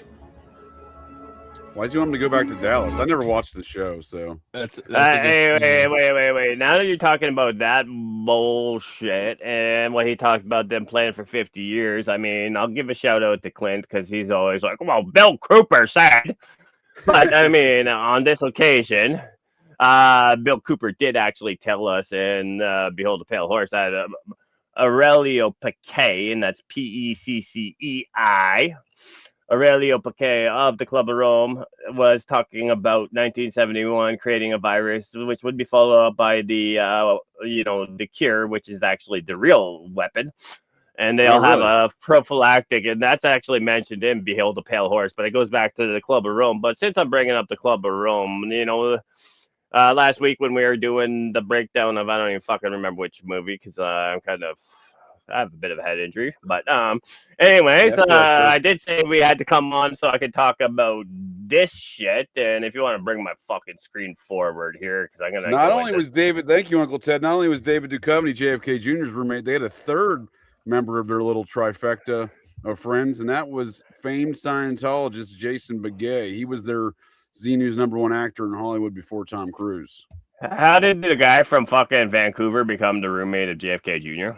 They went to the same private school there in New York City together. All three of them did. Yeah, Begay's from well too, but he went out to Hollywood. You probably seen him. I'm sure they really worked for a living. Go ahead, sir. What was that? I said I'm sure they really worked for a living. Well, yeah, I mean, right. Apparently, Duchovny's allegedly the one who got Jason Begay out of Scientology, according to Begay. But he was one of the first prominent Hollywood dudes to leave Scientology and make a big deal about it, you know. What did you think about that, though? The X-Files little clip there. That's pretty interesting. Wait. This fucker's Canadian too? Is he really? French no, Canadian. He's born in New York City, is this? French Canadian. Oh yeah, French Canadian. He's got some. Yep. Son of a tax court judge, huh? A tax court judge appointed by George H.W. Bush, eh? I don't know much about this guy's history, but it looks like he's from Chicago, maybe. Part of that Chicago. Wait. The Rockefeller University. Oh, absolutely. University of Chicago, yep. Where you get all these fucking communists. And he was Phi Beta Kappa, dude. Clint will tell you. Clint and I were having this conversation the other day that this is the that's the one where right they did the cross-dressing and the fucking Ritz Carlton. Did you see where that was found? Did you see where that was founded at? Or the Waldorf Astoria, isn't it? They do the cross-dressing at the Waldorf every year. Mary. It was the first Greek life fraternal organizations was Phi Beta Kappa. Before that, it was Latin. We were discussing that in the chat real quick. Speaking of William and Mary, the Bruton Volt there with the Rockefellers, maybe or maybe not taking all the contents of so said Volt. At so the shout Volt out there, huh? Yeah, that's Ernie from Virginia's for Conspiracy Lovers. He put me on a lot of the William and Mary stuff, the whole gematria thing. Yeah, it's I don't know pretty enough about interesting. that, dude. Yeah, John Smith and the whole ordeal there with the with Jamestown. I knew there was a Pretty vault there, but I didn't know anything was stolen out of it. I thought it was still locked up. No, supposedly. The vault that's under the church, or that was under the original church. Wait a second. We talking about Bruton Parish? I'll be right Yeah, back. the church. Yeah, the first. Are you the fucking first kidding me, dude? I'm from the. That's my forefather, the man of the cloth from Bruton Parish. Dude, you gotta get you gotta It's get also with marked. you gotta get with Ernie, man. It's also Martha Dandridge Washington's. It blew my Custis mind, Washington's dude. forefather, because that was allegedly the first cousin of Abner Vance's mother. Although I would argue she's actually Abner Vance's mother, but either way, yeah, dude, I'm familiar with Bruton Parish. Yeah, it's crazy. That whole ordeal was crazy, man. With the whole college there at William and Mary, just how it's the tree of life, the Kabbalistic tree of life. Well, I've And been it seeing the kinda- Kabbalistic tree of life everywhere I looked at since I Manly started reading Hall, about Kabbalah. Manly Hall's wife wrote about the Bruton Vault. I did not know that, dude. That's very interesting. I have to look more into that. Yeah, it's super weird. Yeah, they still. I mean, this is where the Virginia founding fathers plotted the revolution. At William or at Bruton Parish? Was Bruton Parish. No, Bruton Parish. They recognized that by bringing the bells, I think, on certain specific dates, like But July 4th. that's not the church, JJ, that the vault was found under. It's the original. But it's right there with it. It was under the original foundation. This church was built later, I think, in the 1700s. Among the Virginia leaders of the time who attended Bruton Parish Church were Thomas Jefferson, George Washington, them Lee boys, George White, Patrick Henry, George Mason. Dude, George Wythe, you got to look into him too, man. It goes crazy. George White there, Thomas Jefferson. That was Thomas Jefferson. That's where he cut his teeth. That guy was pretty much Thomas Jefferson. And he winds up getting his whole library of books too, George Wythe's books. Ernie believes Rockefeller element here. I see the Rockefellers mentioned here even. Yeah, they own James. They own it. They own James. What do you mean they own it? They own it. Come on. Everything. Really? Everything there, dude. I didn't know that, dude. Yeah, I was thinking of Bacon's Vault. Yeah, Bacon. So we are talking about Bacon's Vault. That's what I was thinking about. Manly P. Hall, claimed to have deciphered information hidden in George Withers' 1635 book, A Collection of Emblems, Ancient and Modern, huh? Yeah, so so it says foundations of the first brick church at Bruton Parish. The foundation, which was in like 1600 when it was constructed. The one that's there now, or I don't know if it's still there. You're right there, 1683. Yeah, that's the original church, which I think was the first church in America. If I'm it was the first college in America as well, if I'm not mistaken. Right, and that's 1697. But don't forget, Scott Walter's the one who founded the vault. Well, 1674 was the foundation of the church. Yeah, dude. I had some again. I appreciate some of Scott Walter's books and theories. We crossed paths discussing mounds where on Twixter years back, where he this whole Society of Cincinnati mound theory, which he literally scoffed at publicly, lambasted me for the theory, and then stole my ideas. So you'll have that. What was his main book that he wrote, Scott Walter? The Hooked X, which is a good book. Okay, yeah. I've been meaning to read that. I've heard it is a good book to read. I've heard his name, but I always thought it was ALT. The Kensington Runestone. Okay. Good, sir. I always thought his name was ALT, but then when it's OLT, it's like, you're a fucking retard. You can't even spell Walter right. Come on. Oh, what's his theory on Jamestown? He has. If I'm not mistaken, if I remember doing his genealogy, he's a member of Clan Vance as well. Who, Scott Walter? Mm-hmm. Oh, so you had sex with him? I don't think that's accurate. You guys got a biscuit. So what's Walter's Jamestown theory? I don't know. That's what I didn't know he had one. I'm curious. Yeah. Dude, he's fucking retarded though. Just listening to it, like I had watched one of his videos before about how he allegedly found this Yeshua scroll that was hidden in America. And I don't know what's the details on that. I don't know all the details. Dude. Again, he like the whole it's the Knights Templar, and the only TV and script in it talks about how like the Catholic Church of the first 325 years is not the one of today, and all this bullshit going in the Council of Nicaea, and it's like, get the fuck out of here! You're telling me you found this fucking like they allegedly they rewrite these documents every 100 years and update them. So what's the fucking accuracy of them? Like you just rewrite them every 100 years and update them? It's just a fucking dumbass motherfucker. And then they write these sacred documents, but they have to hide them out in nature so no one ever finds them. Of course, like, and the whole thing's just dumb as fuck. Like, and then the one thing is though, because the whole time he's just fucking on there, like he's sucking Glenn Danzig's dick all day because he's like he talks about 13 and 8, 13 and 8, 8 and 13. I'm like, we are 138. We are 138. Although that has nothing to do with anything, but what's the 138? I don't get that part. The numbers 13 and 8 are so significant for the Knights Templar, and We Are 138 is a Misfits song, but you probably didn't grow up on this shit like I did, so you didn't get the reference. No, I wasn't tracking there. But that's even so to me that watching that, the only good takeaway from this fucking retarded diatribe for fucking like an hour and a half on the 2X. I mean, it was only 45 minutes, thank God. But I mean. The only thing that I took away from it is that the Misfits are like a Knights Templar Freemason band. Fucking, they're calling around saying we are 138. Their fucking logo is the crossed arms with the fucking skull face. Oh, okay.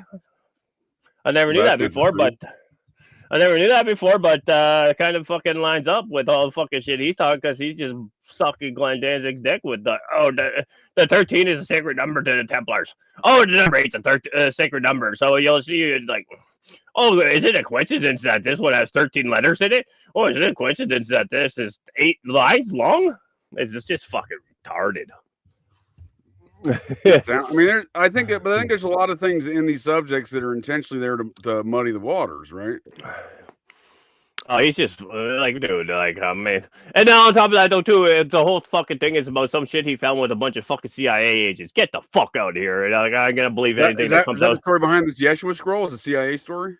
Him and fucking some CIA assassins, and fucking the CIA assassins were the one that but we can't talk what division they were in, but they were Spartan fellows and all this bullshit, and then fucking. The one who found it all, the old guy, left it to the young guy in the crew, and then he made it sound like fucking that all the shit was left to the young guy because he's gonna outlive us all. It's just fucking. I've looked more into that. I've seen him. This Twixter posts of his video clips talking about some Yeshua scroll. It's some like green thing or something. I'm like, you know what? The only thing worse than watching him fucking like, I mean, I do watch his shit from time to time, especially recently when I just found it, but. The only thing worse would be watching that fucking sex tape they have of him and Randall Carlson that get them to push the stupid theories that the two of them push. The Beard of Knowledge? The Beard of Knowledge? What's that? That's him. That's Randall Carlson, the Beard of Knowledge. Oh, the Beard of Knowledge. Yep. Yeah, beard like the fucking faggot. I can't believe a dude said that. I about lost it when he proclaimed himself as the Beard of Knowledge. Oh, that was an actual statement. That's preposterous, sir. Yes, and then he there's a burger. There's a burger element to all of this. What's the one fucking thing that he pushes is the honey? So you get the land of milk and honey, the bees of the Bourbon family, and all that bullshit. Get the fuck out of here! He's talking about bees. Is he? He's an open Freemason talking about bees? Is he? Yeah, he pushes some honey. That's all. Oh, it's all bees from here in Canada, but go fuck yourself, you disgusting fucking peg. Now, I gotta take advice from someone who can't fucking see their own dick. Get the fuck out of here. Dude, anyway. Is he a great fat person? He is. Oh, wait. And then they do a lot of stuff together, right? I saw them at a conference last summer together in down by Pilot Rock or whatever down there in North Carolina. That's the one where no. Is that the one, the Cosmic Con, where he got the phone call where the guy's like, "Oh my God, we got the last document!" And that was the Cosmic Con. I'm not familiar with that story though. Oh, he was on stage giving his keynote. No, he was on. No, I'm ruining the whole fucking video. But he was on the this guy's fucking was retarded. So he's on stage, and the CIA guy got the last key document, allowed him to find it. And he's busy trying to call him while fucking Scott Walter is up there blowing dudes on stage at the fucking Cosmic Con. And then he didn't answer the phone because he had too many cocks in his mouth. And then, sorry, I'm having energy. I might be getting a little blurred here. So let's get on to the point here. Well, that was a weird event. I remember seeing that whole thing being advertised. It was right by Pilot Rock. There was like they were doing like a field trip to Pilot Rock. Some folks claim this has some UFO origins to some of the native stories. I believe there's some sort of UFO or alien origin story to this. But it is interesting. I often wonder what Scott Walter's up to, or just their Freemasonic, kind of psychodramas that he seems to be perpetrating. But speaking of that, there's a guy on Twixter. I don't know if Scott Walter signs off on this or not. He claims that Scott Walter did a DNA test for him, and he figured out he was the great-great-grandson of George Washington, right? You got a fucking geologist to do a DNA test for you. Well, right. Not only that, to be the second great-grandson of George Washington, let's just say that I am correct, and Abner Vance is the son of George and Martha Washington. Well, that makes him my fifth, double sixth, and my seventh great-grandfather, George Washington. That is not second. You know what I mean? The generational gap there is preposterous in and of itself. He's a time traveler, damn it. He got some interdimensional descendants of George Washington, huh? There's something going on there. With talking shit on me because I have that interview right now. No, I'm kidding. The whole disclosure thing right now is kind of being psyop. I mean, I demand better psyop, sir. This Project Blue Book psyop is preposterous, and if he's starting to tie in the Templar, I really want to bring it up to the key moments that happened that led to this whole thing. I just have to say that I'm very pleased with the way people have responded so far. I'm sure the pushback is going to come, but so far it's been overwhelmingly positive, and that makes me happy. Is the world ready now? My answer is ready or not, here it comes. And here it is. Now we have the Yeshua scroll. This is just amazing. It's just amazing. He's got the fleshlight. A jar of shit to me there, Scott. First off, green jar of shit here, guys. It's going to tell us the secrets of the world. Dude, you're trying to look important with a fucking magnet fucking detector or whatever. Get right, dude. What's that detecting? The paper or the glass? Oh, it was buried 18 inches deep.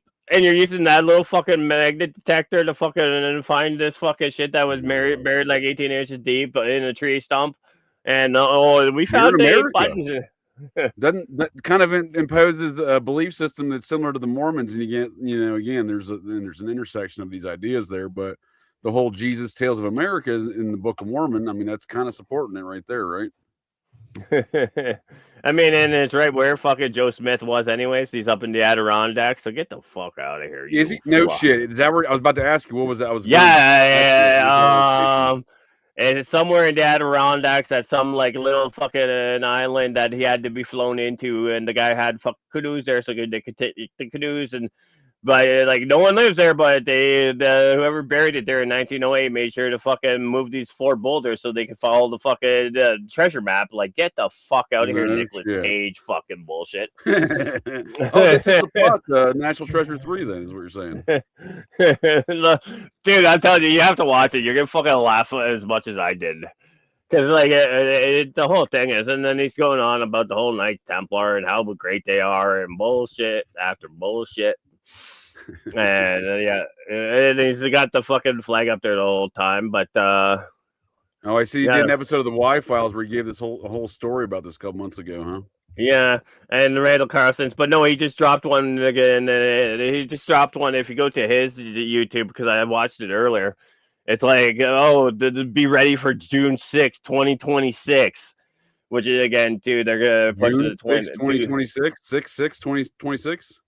Yeah, and that's in the title. Be sure to watch out for June 6, 2026. It's literally fucking in the title. But then if you're doing that though too, 8 is a sacred number for fucking Freemasons because they all love to eat each other's cocks. I mean, they ate cock. But I mean, do that and jam things up each other's butts. I think. Yeah. But I mean, like the whole. Speaking of Mormons and aliens, I want to get into some of those topics. But before we do that, I like to play my favorite game here on Operation GCD Fridays. I want to thank you all again for joining me here tonight to get a little GCD, and I want to thank both of you gents as well. Who is your daddy and what does he do? You tell me, who is your daddy and what does he do?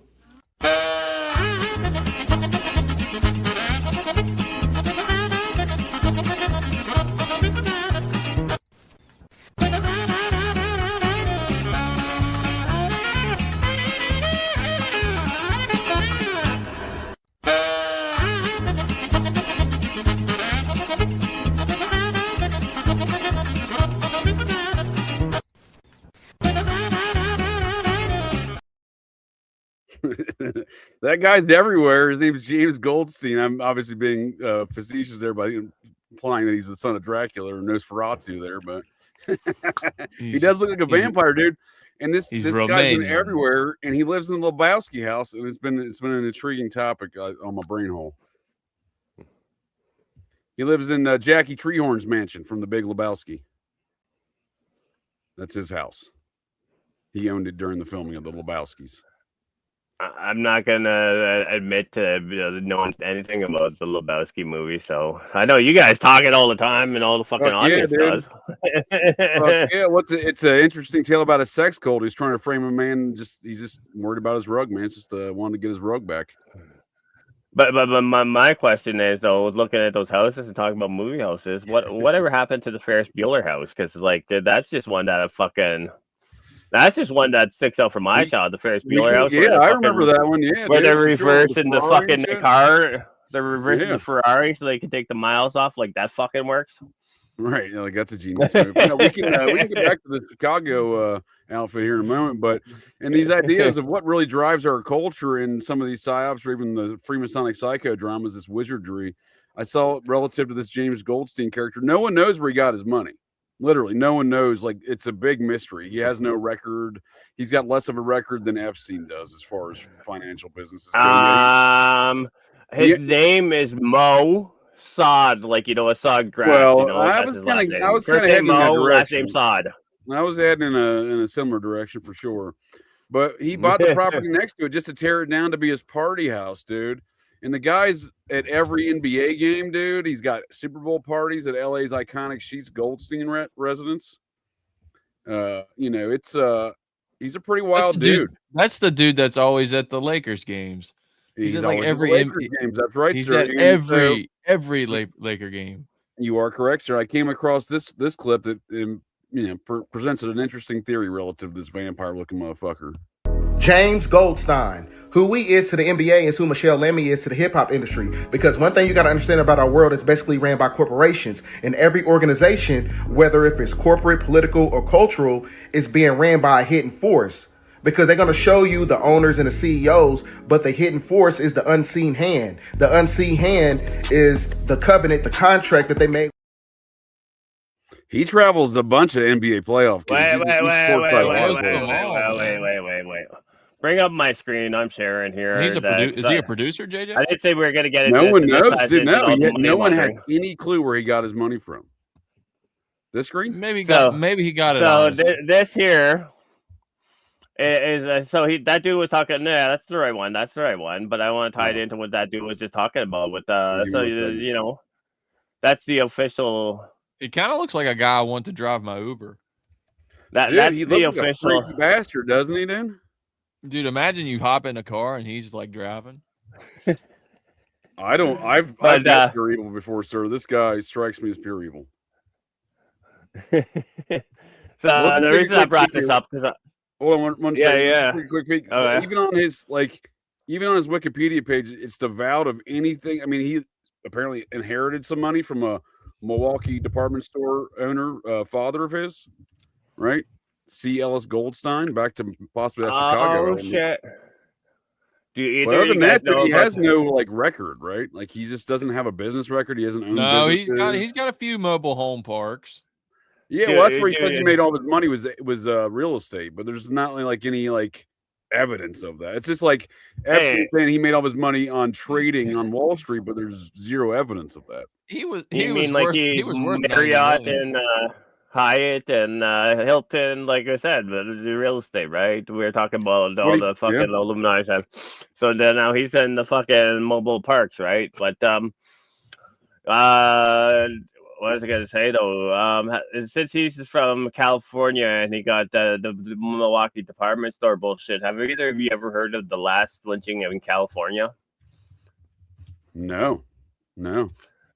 If you type it in on Wikipedia, it's an interesting one. It's definitely not what you're gonna fucking expect, but it's actually a case known as the last lynching in California. I remember the last lynching in Ohio that Pam Grier was trying to say she witnessed, and I'm like, bitch, you were born 10 years after that. Oh, Clint's full of shit. Who's Clint? What did Clint say? What did he say? He said he called her out. I'm like, dude, like, get the fuck out of here. Did he say okay. He claims that he called her out and he proved that she lied about it. I'm like, get the fuck out of here. She was born after, dude. It's like the stories of Kamala Harris being at a Martin Luther King rally, dude. Like, bet you were not even there, dude. What she was about? there. She was there. In her mind, she was there, sir. In her mind. So yeah, this is the last lynching in California. Brooke Leopold Hart. That's the guy who got fucking murked. His family owned a fucking department store. 2 fucking heroin junkies kidnap him, end up fucking killing him. Dude. Yeah, he's white because lynching wasn't just for black people. Look at his birthday though too, right? 6/11 of 1911. So that's very interesting. But they owned a huge department store there in San Jose. He dies on 11/9/33. Yeah. So you get the inversion. That's something off with those fucking birthdays, if you're asking me. But I didn't even notice the 33 9/11, which is the inversion of 11/6, right? But just gonna say that. Macy's, huh? They were suppliers to Macy's at the time, huh? No. You gotta go down and fucking. He's in custody. And the governor of the state's like, yeah, no, we're just gonna go out and fucking hang him or something to that effect. And fucking all the locals go fucking take him out of the fucking pen or the prison, take him and fucking hang him. But they want you to believe that only black people ever got hung. But it's kind of funny because like the whole thing is like that's just how people got taken out back then because it's cheaper than a fucking bullet. Dude, this was like hung him at Costco. This is like a whole like Mel Gibson ransom type situation, huh? Oh yeah, dude. Like my son. Yeah. Yeah. Like Bronfman, but real. Right. Or what's the other one? Getty, right? Didn't Getty get kidnapped? One of the Gettys? Yeah. And but what was that group? What was that? You got to get down to the part where it's look at those are the 2 guys. It's Charles Pretty Boy Floyd, but you got to get down to the part where they talk about the California governor. I saw that Rolf or something. Was his Rolf? Dude, he literally tells that like, yeah, no, we're gonna go out and fucking hang him. Something to that effect. Threats, Sheriff Emig moved Thurman. Oh no, he said he's gonna fucking pardon whoever fucking hangs him in advance, is what he said. And now that I'm thinking about it, back in the good old days when you fuck around, you find out. Everyone today wants to say fuck around, find out, but like if you read about like the shit that people really used to do. No, he outright said that he was going to fucking pardon anyone. I'm tracking out. So they found the man's body, and they were trying to prevent the lynching of the perpetrators. He fucking told them to go do it, dude. He literally said he's going to pardon people. Yeah. He literally said he's going to pardon them in advance. Just do Control F and hit pardon. That's a lot of people too. They had to compile there, man. Yeah, at least 3,000 to 5,000. It says. And then, if I'm not mistaken, there's like one picture of them breaking in, but they fucking took all the fucking cameras. They fucking shut down all the fucking journalists. The whole fucking town came out. So the 2 and there is pictures of the white guys hanging. Yeah, so the perpetrators were white guys that killed this white guy. Yeah. Yeah. But we're always told that lynching is just a black thing, right? No, I'm telling you, Abner Vance was lynched for a murder. I'm telling you, you have to do it. You have to do Control F on there and look for the pardon because his quote is beyond fucking hilarious. They JJ, they weren't lynching old Sid Hatfield down there, buddy. They were going out blazing. That was like Ruby Ridge, man. They ain't going. But July 16th, 1819, allegedly Abner Vance was hung following his second murder trial, and the pardon arrived a few minutes too late from the governor. I think there's a bunch of trumped up charges. It's a topic for a different day, but yeah, usually lynching is not considered of white folk, but Abner Vance was a white man. Governor Ralph praised the action, stating that California had sent a message to future kidnappers and promised to pardon anyone involved in the lynching. Well, that's an interesting way to handle that. Oh shit, dude! Earl Warren was the district attorney, dude. Are you fucking kidding me? The later Chief Justice of the Supreme Court. Yeah, Earl Warren. I didn't even know that. I didn't even notice that part. The Warren Commission, the Warren Report. Yeah. So, like, yeah. Holy shit! Yeah, I didn't even know. I gotta read more about this one. This is an interesting case, for sure. Yeah, and if you look hard enough, you can find the picture of the two white dudes fucking hanging on Google. Yeah, dude, they're taking out the jail, the front door to the jail. Yeah, they took the whole fucking, like it says, like fucking 3,000 people went in there after he said he was going to pardon them all. And then they just took the two white dudes out and fucking hung them. Yeah. If you think, I mean, I don't get the whole, I don't get the whole deal with the whole hanging thing. Like, that's not even that gruesome, dude. You remember they were pulling their limbs apart back in the Victorian era? They're just pulling the hanging is free, bro. Hey, the hanging is free. That's why they do it. We gotta do some tar and feather around here. No, the hanging is free. It's the only one that's free. Give me liberty or give me death. That's a good point. I was going to say that as well there, Uncle Ted. There's a lot of lynchings in the Old West, that's for sure. Of all varieties. My question to you two would do either you know how to fucking tie a noose, though?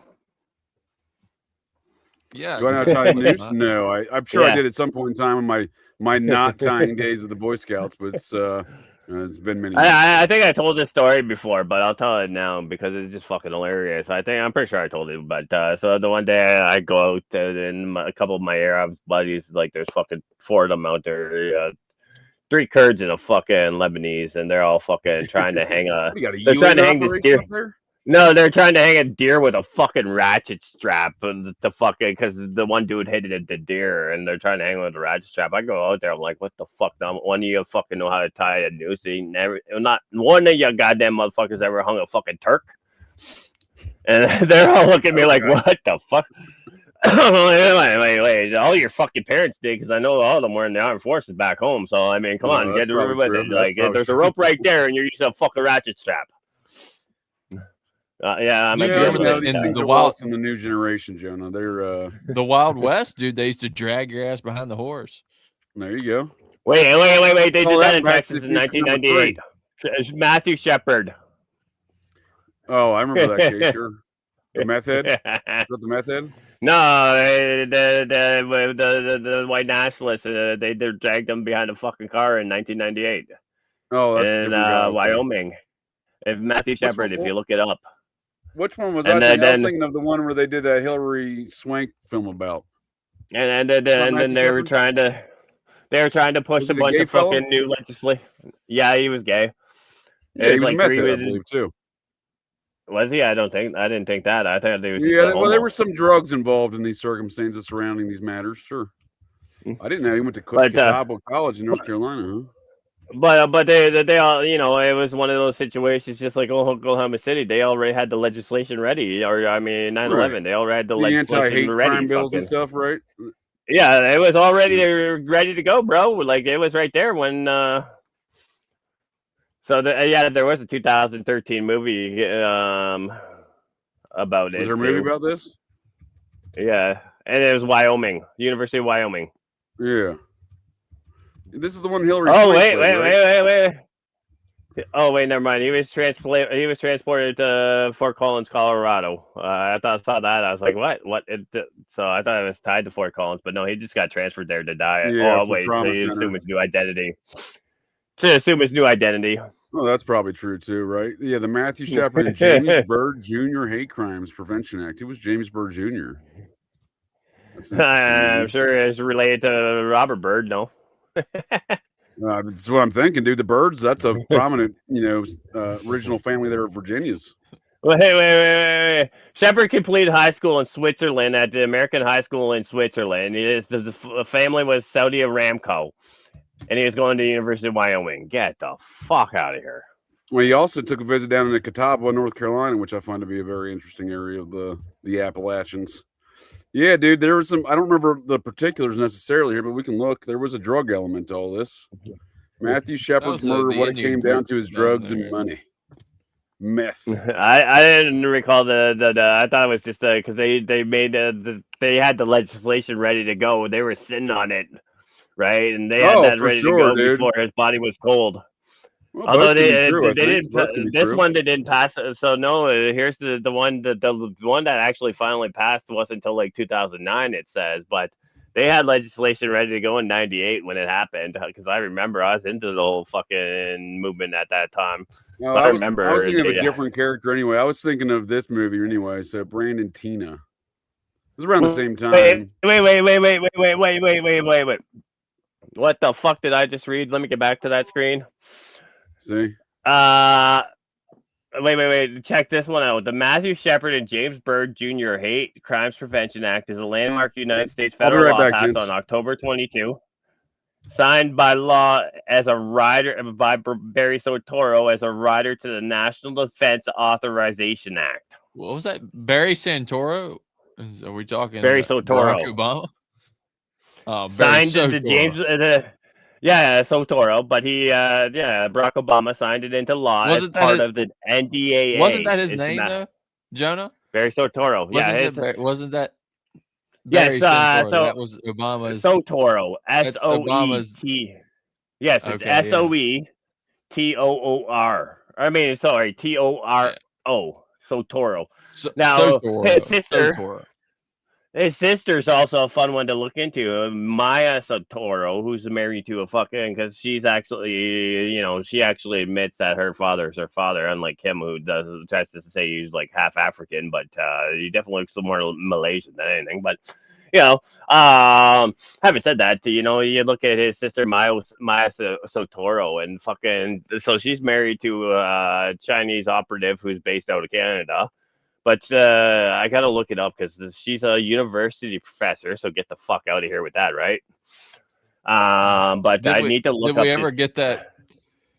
Did we ever get that birth certificate? you remember when that was? You remember when that was a thing? That was pretty crazy.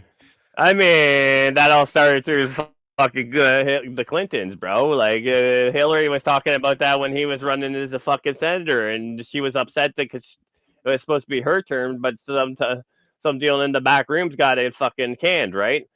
So, but he also Michael Bay stepped in. So Maya Soetoro is Barry's half sister, right? But she's originally born in Jakarta, and she went to Columbia University. Blah blah blah. So where's her? So yeah, is currently a faculty specialist for the Spark M Matsunaga, whatever fucking name that is, Institute for Peace and Conflict Resolution, and it's based in the college of. No, Matsunaga, M-A-T-S-U-N-A-G-A. So it's like fucking. I thought you were talking about in Canada, the town in Canada. No. I don't, dude. I fucking know Mississauga. Fuck. I fucking was in Mississauga this week for work. God damn. It's only like it's just down the road for me. I'm just busting your chops. Nah, but I'm saying you were probably the only one that would know what. But his sister's literally a fucking. Is that outside of Toronto? Yes and no. Technically, it's the Greater Toronto area. I mean, so Toronto itself. And Toronto is just like one of those things. Like everyone here knows that is Toronto. Like fucking Hamilton is Toronto. Like it's all GTA. Because it was fucking hilarious because that bitch fucking Cardi B, she recently did a show in Hamilton. And she was online and she's bitching. She's like, oh my God, like Hamilton's like the only one that isn't in like 80% sales yet. What the fuck's wrong with you Canadians? And I saw her stupid tweet on this, and I'm like, yo, like, bitch, you should have a Canadian booking your Canadian dates because you do 2 shows in Toronto at the Scotiabank Center. Then you do a 3rd show at a fucking much smaller shit place in fucking Hamilton, which is still Toronto.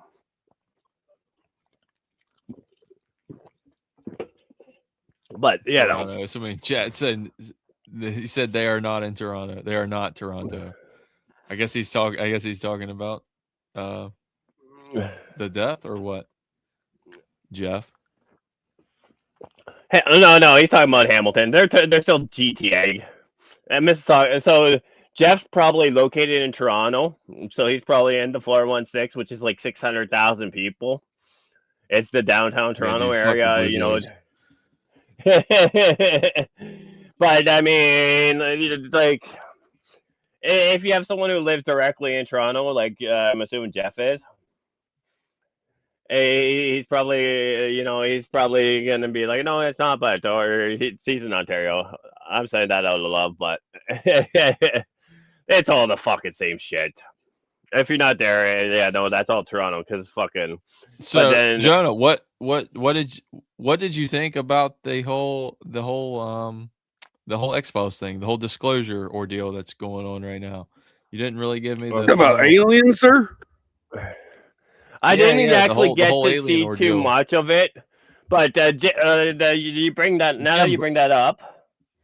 I'm gonna Tim go ahead Burchett and was on your local CIA news. Tim Burchett, dude, that guy's an ass clown, dude. But wait.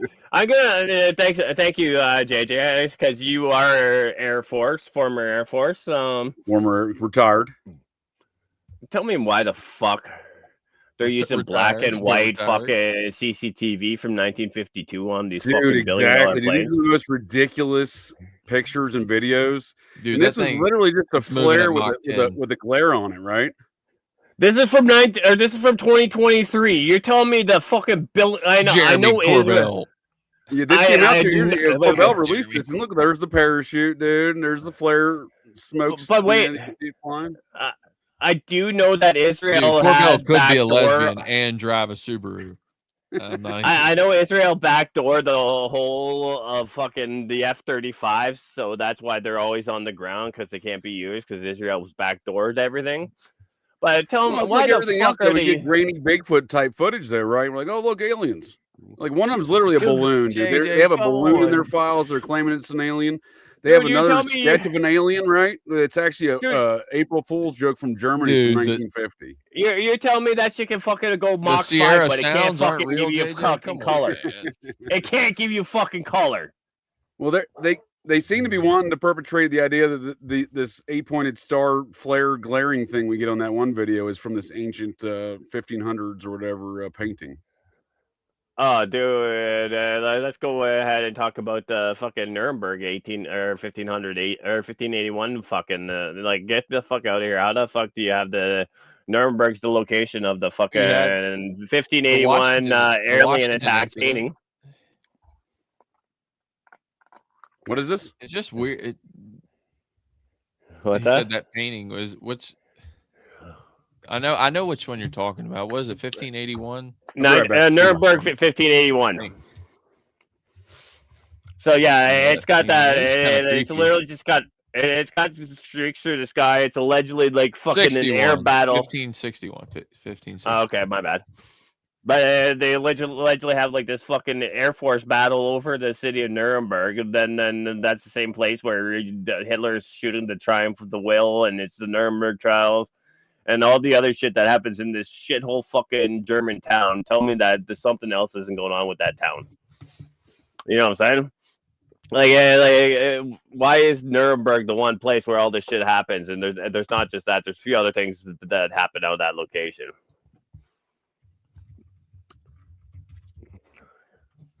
So it's pretty wild. My dog was having some conundrums there. What were we talking about? Alien stuff? Yeah, no, I was talking about but I'm saying it's weird that you have the Nuremberg is allegedly where they have the alien space battle in the 1560s. Landon corrected me. Then you have the Triumph of the Will, which is Google corrected you. I didn't correct you. That was Google.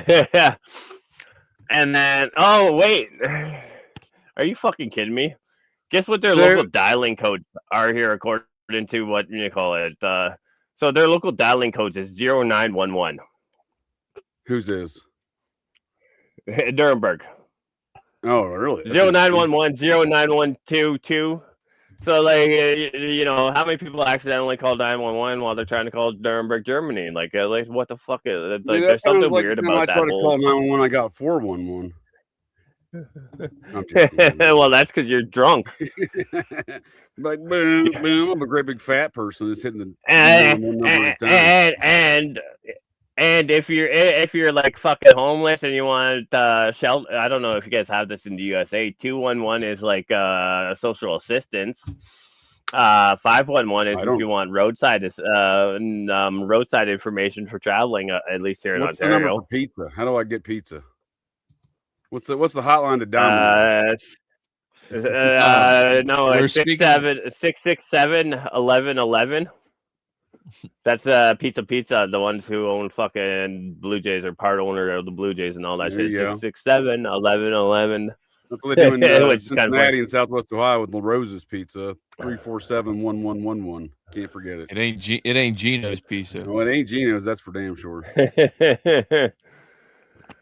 So I haven't seen a lot of commentary about some of this. You know, I've seen some folks that are really on board for some of this nonsense with these alien disclosures, but I think largely folks have realized it's nonsense. Like, again, this was another one that was released. It's allegedly of an eyewitness drawing of an alien, right? But apparently it's from this 1950s April Fool's joke thing from Germany. Like, folks have gone on it pretty quickly here. And then what else? That's in 61. You have what was his name? J-Rod, that alien. You remember him? No, that J-Rod was on the Trailer Park Boys, bro. Come on. J-Rod. No. It was a whole thing. J-Rod. They found him out. That was the whole. That was out in Arizona. I don't know J-Rod. I don't know that one. Yeah.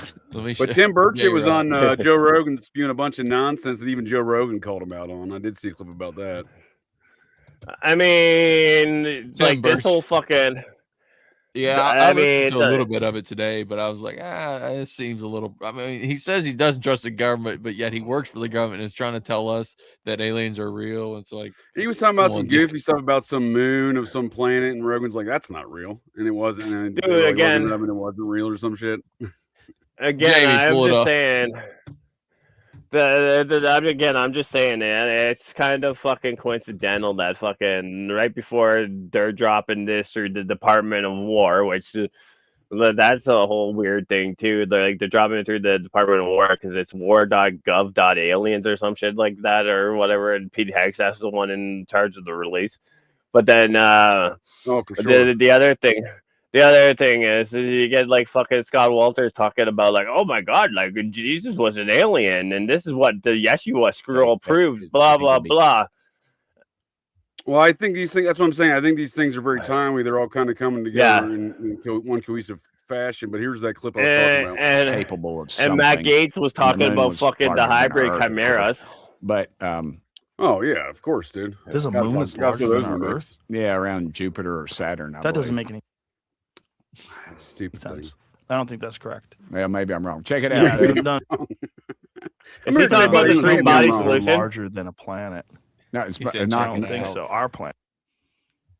Let me see if I can get this to play better. I don't believe that's true. Circles. Wait, is he talking about the three-body solution or the three-body problem? No, I don't think so. I don't know. Anyway, do you know what the three-body problem is? Talking about a moon that was around on Saturn or Jupiter that they'd done some testing with that they think would be capable of something, and the moon was larger than our Earth, of course. But there's a moon that's larger than our Earth. Yeah, around Jupiter or Saturn. That doesn't make any sense. I don't think Jupiter is like 9 times the size of the planet. Check it out. By the way. No. There's no moons that are larger than a planet. No, it's not. I don't think so. Our planet. Well, I don't believe that's true. Circles around it. I don't know. Circles around. I don't know. Anyway, aliens, man, aliens.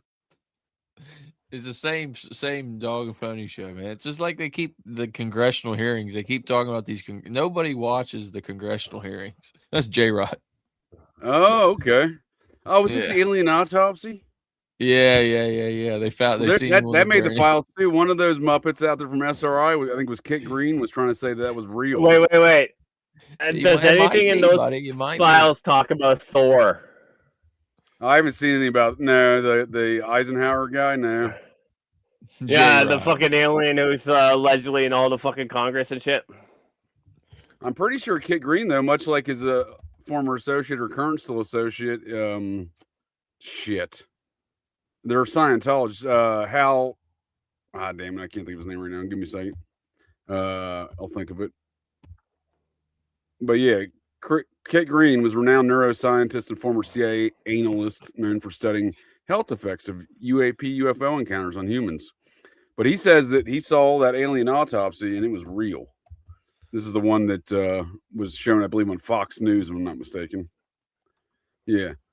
Dr. Kit Green, a former CIA scientist, reportedly analyzed the 1995 Santilli alien autopsy.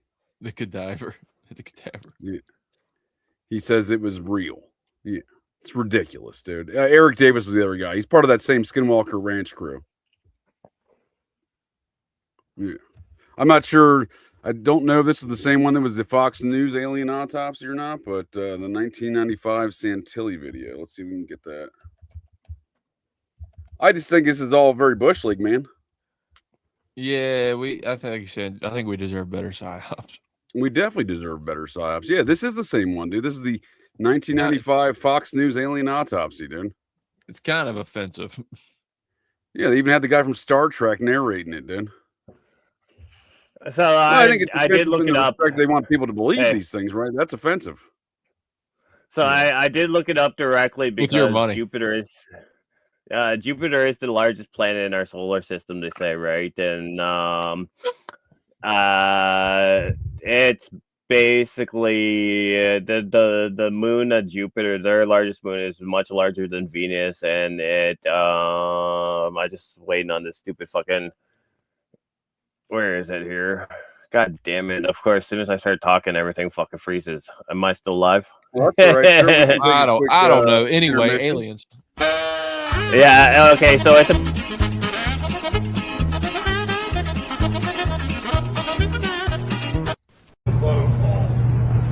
Now she's reporting her neighbor, who's ex-Catholic, by her demand, and Landon's supposed to talk to. Well, she doesn't know what to do. She says we shop for her Colleyville. Says she hates me ever since I arrived. Says I'm not allowed to go on her. We got to a beach challenging in court. That I will not be an occupant of an assembly hall in her state. They're there to say that she's having fun. Not with yet this policy. That's Limer says she's moved in. And that she just, she don't want the challenge. Here we go. She plays with Pittsburgh Steelers. She wants no Bowling Green in Ohio. That's bad luck, but she wants someone else. Here we go.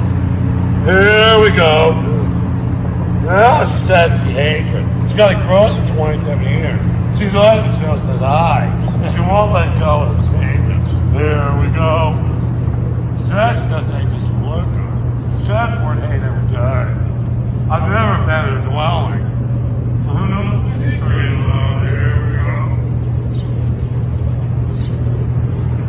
Here we go.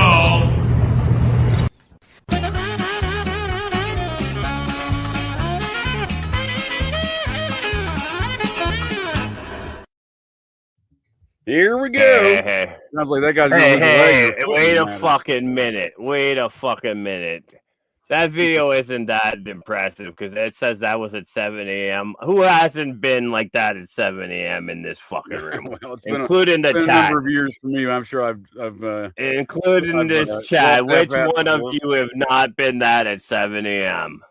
I'm utterly amused though by his tan, dude. I don't know how you get there. Utterly befuddled. I mean, I guess amused. How do you achieve such a tan, dude? It's that's not an easy endeavor. That takes skill and talent. That's very easy. To not, but what clothes was he wearing? Capri pants, dude. I mean, the tan on his legs is funky as can be. Exactly, man. bro. He's probably wearing cut off fucking overalls. Look at him. 100%. 100%. He was wearing cut off overalls. Oh, you man, fucking know it's dead true. And you know, if you're pasty white like that guy is, like I am, you know, if you go out too long on that first time, you work like an 8-hour shift, you come back and you're tan like that, you're burned like that. But then again, fucking, I've considered there was a nap on a boat situation. Maybe fell asleep on a boat. I've considered that option. Sure. Oh God. His legs are tanner than his arms. You think that guy's he fell asleep under the cabana, bro. There you go. I honestly think he's having some sort of maybe a diabetic episode. Maybe he got too much sun. Maybe a little combination of both. No, he fell asleep under the cabana. The legs weren't covered, bro. That gentleman's there. He was under the cabana just except for the legs. That's certainly possible. His credit score, fucking 240. Swing and a miss. Well, I don't know. He seems to be maybe perhaps a homeowner. I'm not sure what the situation is, but no, that's rentals, bro. I have to imagine. You know what? Wait. Probably one of Goldstein's boys up there at the trailer park. Wait. I got a joke that the guy that lives on the res told me this week. What's the only car company that names their cars after their customers' credit scores? Toyota. Chrysler. 200, 300? I figured that's where you're going. I heard that from the guy who lives on the red. You got to make it. You got to make it the. You got to put in the bootleg. What do they do to the front end of those things? They have the little kits they do to make it look like a Bentley. You got to get your Bentley post kit there. With the spinners. I see that too. I don't think I see it so much anymore, but there was a number of years where that was a very common sight. The old Chrysler 300 with the bootleg Bentley front end. You know what? It fucking blows my mind. Because I was driving through Waterloo the other day for a fucking job, and like, there's fucking these idiot Canadians, fucking potholes everywhere, driving fucking Lamborghinis. It's like, god damn, like, are you fucking retarded? Like, why are you driving that shit in fucking Canada? Like, I mean, like, the roads are fucking garbage, and you're fucking like 3 inches off the ground. Right. Well, you know, it doesn't. Thanks, Trudeau. It's one of the conundrums of having wealth. It doesn't take intelligence always to get wealth, so you get a lot of dumb wealthy folk. Well, I mean,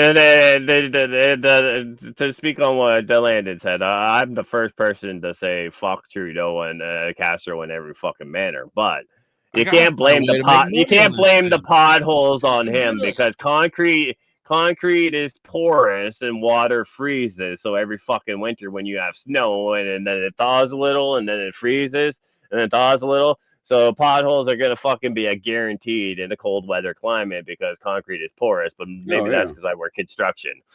No, that's for sure, dude. It's pretty apparent in any kind of northern tier state here in America. I will talk shit on Trudeau all day long, but I can't fucking say that he's responsible for concrete fucking cracking. I thought he was pretty reasonable with the whole gun bans, and I thought that was pretty reasonable. I mean, I thought it was pretty reasonable when he decided to do blackface numerous times. Oh, that was pretty reasonable. I mean, that was pretty reasonable. I mean, wait. Let's go. Let's do a call back to the start of the show. Is it any more reasonable for fucking Dylan Mulvaney to do woman female face? Right. It's a roving minstrel show, basically, with that one. I mean, they're both the drama students, so like, I mean, it's understandable. Dude, we live in the world of around by theater kids. So since we were talking about Jupiter and everything, let's get into the shit that I was going to talk about, because that's what I was going to say here. When I came on, we're going to talk about a little bit of Giannis, or as everyone wants to call it, Janus. I mean, we could go and call him by his real name, Chaos, or tell me, sir. The picture that I got up there. So let's go into that, because that also ties into the other shit here. So this is really fucking interesting, because if we do want to go to the Vatican, we can tie that into all the banking. And again, too, anyone who has any problem with me talking about the Roman Catholic Church, fuck you, I'm confirmed. Yeah. I'll talk shit on it all I want. As long as I get last rites on my last day, I'm going straight to fucking heaven. Might have to pay some Peter's pences. I mean, But I mean, having said that, so if we look at you want the to talk flag, about Janis Joplin? You said, is that what you're talking about? the wrong Janis. Giannis. Giannis, because which is even funnier too. So I think part of the reason that they're hiding that shit is because they switch it to J when J didn't even exist in their alphabet at the time. You say it was a Y, right? It's where we get the Yeshua scroll, right? From I. So they only had I in I? their alphabet. Yeah. Oh shit! I gotta visit this to make it larger. But why do we get the Yeshua scroll? Wouldn't it be I Yeshua or something then? I'm not 100% certain on that because I think it is Yeshua, but depends on which one you're fucking doing with. You know what I mean? So I think it's supposed to be IE because Y doesn't exist in the Hebrew alphabet either. But let's be honest, they were speaking Aramaic at the time, right? Right. So it's a little weird on how they get to the fucking Y or any other, like, you know, if you think about it, like just go with the Bible itself, the canonical bullshit, right? So you have Jesus doesn't exist because there's no I in the alphabet. John doesn't exist because there's no I in their alphabet. James, Joseph. You mean to tell me there wasn't some Middle Eastern fellas named James, John, Paul, Ringo? No, none of those names existed in their fucking alphabet because they didn't have a fucking I. But Giannis itself is. Did Mark do things? Nah, that's an Arabic name, right? Mark. I know a lot of Marks over there in the Middle East. What about John the Baptist? The name didn't exist, but so this is they say that you know, Vatican itself is built on St. Peter's, and then they talk about Peter and the key. Now there's a lot of weird shit that goes on their official flag here because you get the sun and the moon reference, so you could throw up there. That's Janus. That's the two faces of the so it's the duality itself, right? Yeah, so you have the silver and the gold, but then if you have the silver and the gold, you have the mosaic or Moses, and then you have the sun, Jesus. So you have that tie-in too. But then the Jesus. Yeah. But then the other thing here is if we watch this here, right, with the red string on the fucking keys itself. Is that Kabbalah? You guys know that? Well, is it really Kabbalah? Do you know the story about? That's a good question. I don't know. Do you know the story of the Tamar twins? No. From Genesis? I'll pull it up here. So the Tamar twins, when we're talking the hidden hands and shit, right? Hopefully all my porn references come up. No, I'm kidding. That doesn't come through anyway. So it's, oh, fuck. Tamar twins, here we go. We're talking about Perez and Zara? Yeah. So basically the story of the Tamar twins, when that guy was talking earlier about the unseen hand. So the first son, which is the Zara, puts his hand out, and the midwife wraps the fucking string around the first kid's hand, right? Then he pulls his hand back in, and then Perez is born. So it's another, pretty much another story of Esau and Jacob. The second child stealing the first child's birthright. So you have that tie into it.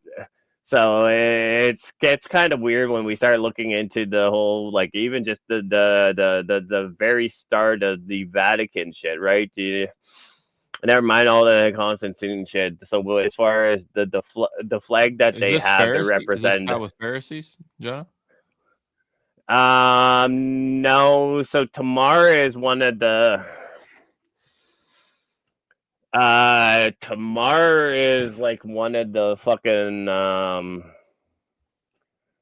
what translation are you using? This is just general. Like, what do you mean what translation? I haven't read a Bible in forever, but I know the stories. Like, I grew up on that shit. I don't remember. I went to Catholic school. I was fucking, like I said, I'm confirmed. I'm not familiar with the red string element of this, but it's interesting because it seems to be a very marking of the firstborn situation. But which is also really interesting with that too, right? So with the marking with the firstborn, the midwife did it in that specific story, but then a lot of people confuse the two stories because then at the same time, You have Esau, who was the firstborn, then Jacob steals his birthright, but Esau is marked by his red hair and his red body hair, right? That's right. So Yeah. there's a tie-in with that.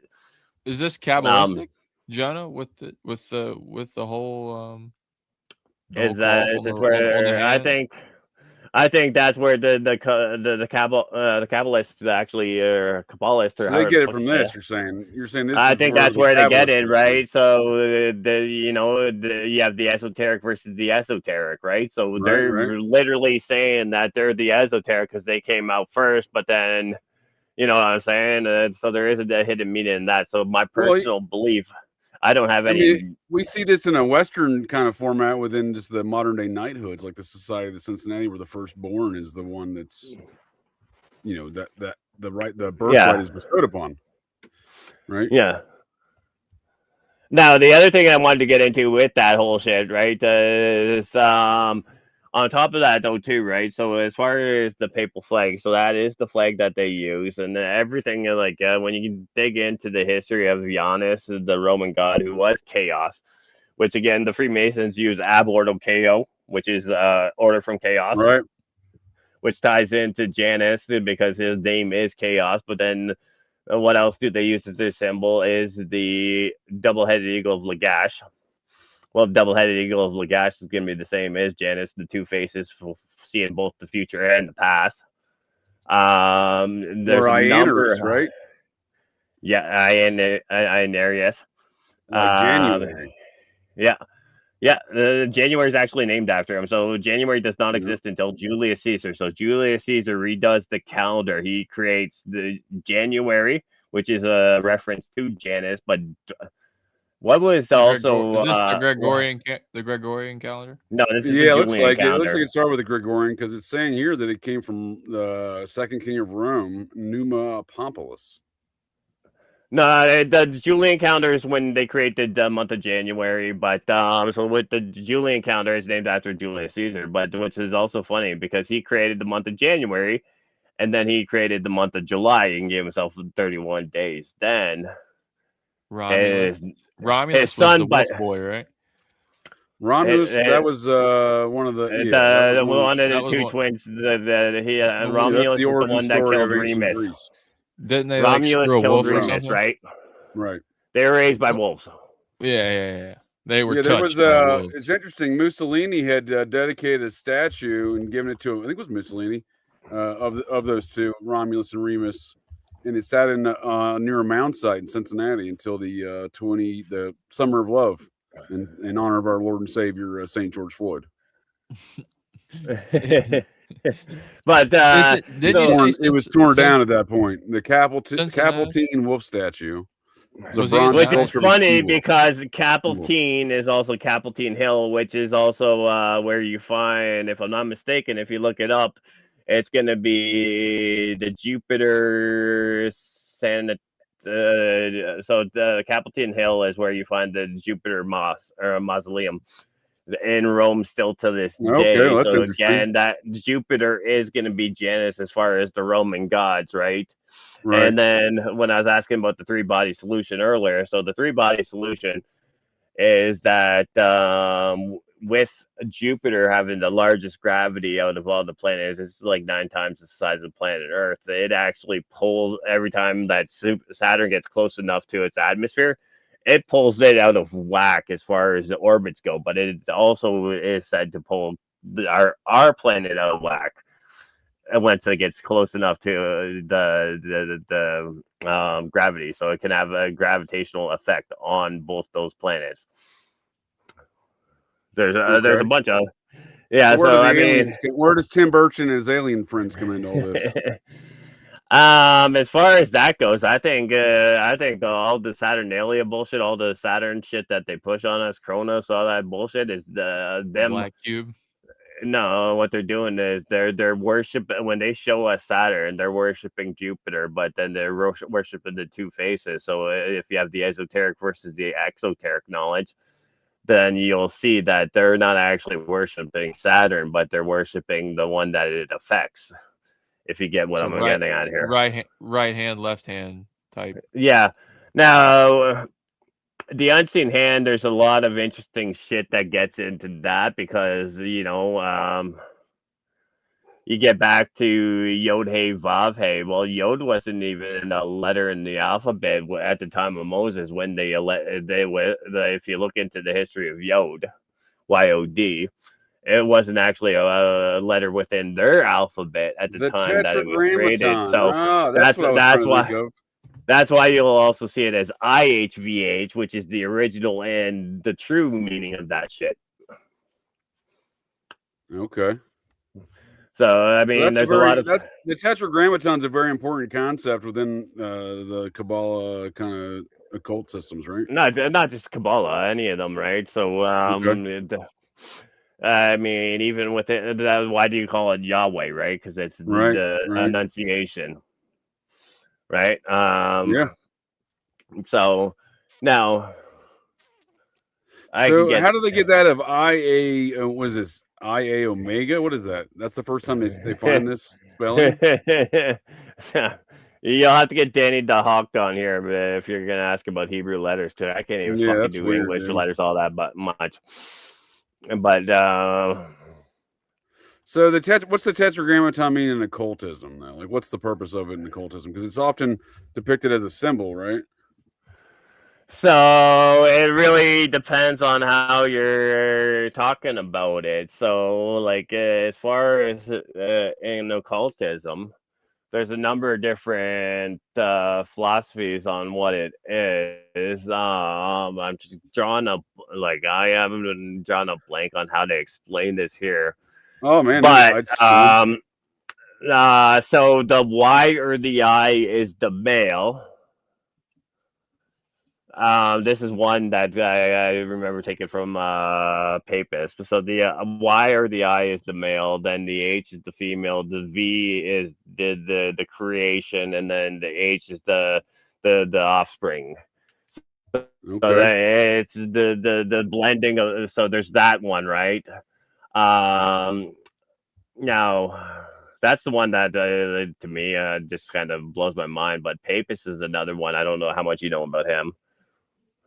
No, I don't. But this goes back to King Solomon's temple, right? I would say probably if you're doing the IHVH, it would go back before that. That probably even goes back to Moses, depending on who you just want to talk to. But again, too, a lot of this stuff we're talking about the canonical texts or the. Is this Giza? Is this the Giza? That's the key of Solomon right there. No, but I mean, yeah, from like an overhead shoot, it kind of looks like like a overhead. But Giza technically has 8 sides, right? Well, I'm sorry. What was that? Go ahead. Giza technically has 8 sides. All of the pyramids technically have 8 sides, because that's why it's such an important for Freemasons, because Scott Walters sucks a fucking fat dick. Sorry, I was watching his shit before coming on here today. So, and I was just like, what? Well, isn't there some theories around Trump building the Solomon's Temple there, or the ballroom? Yeah, and that's actually the most interesting thing about. So not only that, I don't disagree, dude. Because no, we're talking about a man who was digging tunnels in Jerusalem, right? No. But I want you to first go. You're on Google right now, so type in 2017 temple coin. 2017 temple coin. Yeah, I'm gonna do this live with you because this is where we're doing it live. This is where it gets really interesting. Okay, I've brought it up with you before. So I do recall you saying it now that I'm bringing it up. Yeah, I do recall you talking about this before. Yeah. So this motherfucker who has the Israel mints a coin with his face with Cyrus, as I'm getting into the good shit. So what? I didn't notice that it bears the Cyrus Balfour Trump declaration. Get the fuck out of here.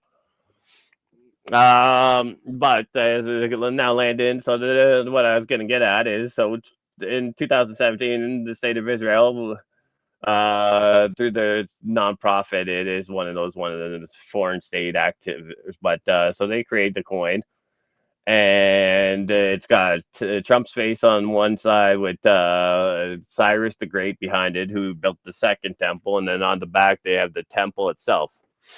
Now, there is something to be said about the layout of the ballroom resembling the and yes, the Twizzle. Balfour is the one who did the 1917 Balfour Declaration to not Nathan. He wrote the Balfour Declaration to one of the fucking one of the Rothschilds for getting the U.S. to participate in World War I. Now that's a whole nother story, but anyway, so there's a lot to be said about the fact that the okay, you're back. Did you notice? Yeah, my dog was going nuts. He didn't want to come inside. Yeah. So did you see the inscription on this coin? Yeah. Let me get a better picture of it up here. No, but it says inscription there. Did you see what it says? Oh no, shit, I missed it. On the screen. Often bears the text Cyrus Balfour, Trump Declaration, 1970. Okay. But we've matched together the Balfour Declaration of the Rothschilds and the 1917 liberation of Jerusalem with the ancient Greek. Was it ancient Greek king Cyrus? Right? Cyrus is Persia, so he's Cyrus the Great. He's a Scythian. Oh, okay. I don't know. Was he a Scythian? I don't know. I No, mean, he's it's certainly Persian. possible. I think he's Zoroastrian. Now I think he might be Sarsacian. Well, no, he's Median. There's so many damn names, dude. I get so confused. All right, well, it's like sometimes I think some of these names are describing the same culture. But look in the Hebrew language as Koresh, so Cyrus is Koresh. So when David crashes, so that's the name. Now also too, if you scroll down, I think they showed the big monument where Syria, right? Where he calls himself the Aryan. No, it's present day Iran. Where he this one where he's the Aryan of all Aryans on that tablet. So that goes back. So he's definitely an Aryan because that's what he refers to himself as. So then there's a weird tie-in that way, but he was Median. See, it's a session to media. Yeah.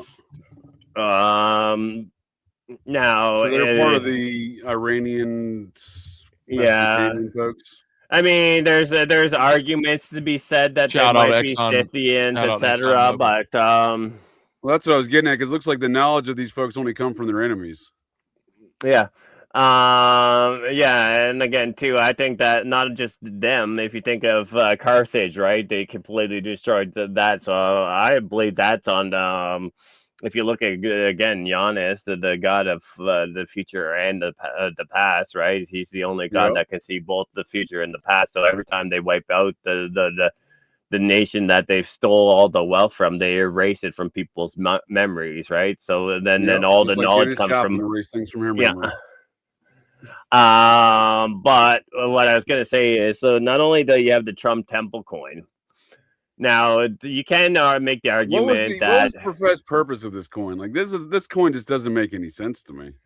I mean, especially you know what I mean? Like, how do you try to explain this without an occult meaning behind it, right? You know what I mean? I mean, just outright to admit that you have a Zionist. Did he really call it the half shekel, dude? Is this the real name of it? The half shekel coin? I mean, that was in 2017 before he even did anything, too, right? Like Trump Cyrus half shekel temple coin. You can buy it right now, $99 in stock, $11 delivery. Yeah. Anyways, but so then you have the whole fucking thing where people are talking about like when the fake assassination, and he's like, oh, I've got to fucking blah blah blah.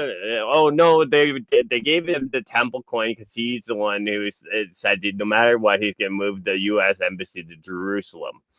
Right, and he did. But so they gave him the coin before he even did that though too, right? But on top of that, so the ballroom that they're building, it is very similar to the temple, but I mean, it's an interesting argument, dude. It has some, no. When you're building a temple, I mean, when you're building a ballroom, and based on what that temple layout is, I mean, it's really, if you're doing a rectangular ballroom, you're going to end up with the temple. End of the day is kind of what I'm getting at. Well, you know what I'm saying? Both purposes, the esoteric and the exoteric. Yeah, but then what's even more interesting that not a lot of people are doing or talking about is not only did he have his assassination.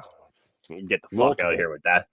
No, I'm talking the one where they ran into the White House Correspondents' Dinner, where all the what White House Correspondents' Dinner has ever had the entire fucking cabinet there ever.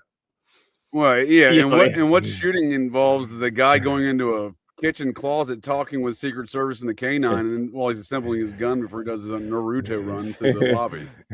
But on top of that, so let's go ahead now. What a lot of people are missing is that so that week leading up to the alleged assassination, which is fucking just a psyop. They were talking about the White House reads the Bible, and then Trump actually went and did a reading from the Bible, which out of all the paragraphs, all the books, all the fucking verses in there, he picks the one which is the dedication of the temple, and then fucking this fake run-up shooting is happening, and he comes in and he's like, "Oh, why now? This is why we need our ballroom." Get the fuck out of here as you're reading the dedication. Who the fuck would ever pick up a Bible? There's some people in here that are Christian, and who the fuck's ever going to pick up the Bible and be like, hey, if I'm going to read one verse, one chapter, I'm going to read the dedication of the temple from Chronicles. Yeah, I mean, it's an odd quotation to cite for sure. How much of this though is performative? Performative. I don't. You know, like everybody, it gets people get very sometimes they take them. Very how much of it is performative? Does, I mean, you're American. I'll just say to you, remember the Maine. Everything since then is performative. I would argue a lot of stuff before then is performative as well, but I see what you're saying. Hey, but Landon, do you know what I'm referencing with the remember the Maine? Oh yeah. No. That's what got us in the World War, or the Spanish, USS that was the Spanish-American War, right? Yes, when Cuba fucking the Rockefeller owned USS Maine, which was sitting in Cuba for like 7 days, mysteriously got on fire after 7 fucking days, and leads to like the U.S. giving Cuba to itself, but they keep fucking. What is it called? Where rectal rehydration Ron was, Guantanamo. Rectal rehydration Ron, and the fact that they had fucking people like retards on the fucking right saying, "Hey, let's vote for rectal rehydration Ron." Get the fuck out of here with that guy. He's totally cool, man. It's no big deal. He's not a deep state asset that needs to do a bunch of. He didn't torture fucking people for sexual pleasure in Abu Ghraib and Cuba. But I mean, that's neither here nor there. But let's play a game. What? I don't know much about Ron DeSantis' history, but let's assume that he went to a fraternity. What fraternity was he part of? Was he a Yale guy? Rod DeSantos? Yeah, Ron DeSantis? Dion DeSantis. Cowboy I'm saying Mr. no. Cowboy, high heels DeSantis. Because he was a Jag at West Point, bro. Was he a West Point guy? I thought he was a Yale guy for some reason. I don't know, but I'm guessing West Point. I know he is Jag, so that sounds like West Point to me. He was Jag. Delta Kappa Epsilon, Yale University, St. Elmo Society. Oh shit, you're right. Good for you. He just can't. It's without fail with these deep state Muppets, dude. Yeah, he's definitely for sale, dude. He pimps himself out. For sure, dude. Landon, wait. Landon, do you know what rectal rehydration is and why I call him that? No. Oh, because was he chugging? Yeah, go ahead. Butt luges? Was he chugging butt luges? That's when they're torturing you and they hang you upside down and they feed you through your fucking asshole through a tube, and it's extremely painful. I don't know that it yields any positive information either, so we'll have that. This is what that motherfucker was doing in Guantanamo and Abu Ghraib, but then he was the one signing off president. on whether or not this is legal or not. I believe is how that went down. Yeah. He's the one who gave he was doing it. Fuck off. You give the permission. You're the one fucking. Well, I'm sure. He's gonna cut shots. I'm sure, right? Yeah. So no, and that's just among one of the things that he gave full like JAG fucking sign off on it. Oh yeah. I think that's how he made his name for sure. Yeah. Anyways, also legal advisor to SEAL Team 1, deployed in Iraq, where he is in Abu Ghraib. That's what I'm saying, dude. This guy's got an interest. I knew some of those details. He got some interesting histories. Yeah, no, I always just call him rectal rehydration Ron, because that's that one. And I mean, I haven't gone through a lot of these tortures, but from some of the fucking legal documents, that's alleged to be among the most brutal of them. Far worse Florida either got him right or that gay meth head Democrat fella. What was his name? Andrew Gillum. That was his where he killed the fucking hooker. Or he's supposed to be down in Miami. He's from Tallahassee, I'm onto their games. I'm onto the games. They killed the hooker and left him in the room with him. He was down at a wedding reception. He said in Miami and woke up overdosed on meth with a gay hooker on the floor of the City Motel. And I'm gonna cut him some slack on that. Let's be honest. He didn't kill the gay hooker. It happened. He might have been hooking up with him. Who hasn't woken up overdosed next to a gay hooker in Miami before? No. I'll cut him some slack because he was getting out of fucking line. So they killed the gay hooker, left him there, and fucking called the media on him. Is the point I'm getting. What I was getting at too is look at all this dirty shit DeSantis has been involved in. You don't think DeSantis could do something like that to his opponent? Yeah, most definitely. I mean, who really? And wait. Is DeSantis the governor of fucking Florida or Israel? You see that chick that's getting charged right now in Florida? No, I didn't. But this is an interesting incident. No arrests were made in the Gillum overdose. So there's is there some free? It was a First Amendment situation popping off down there, right? They're trying to say some girl can't say something about Israel. Yeah. No, she had some fucking shit at a convention center, and she's like, "Oh, I'm so stressed out. BB, drop some bonbons." She didn't even say bombs, but she's like, "BB, drop some bonbons and so we can move the dates."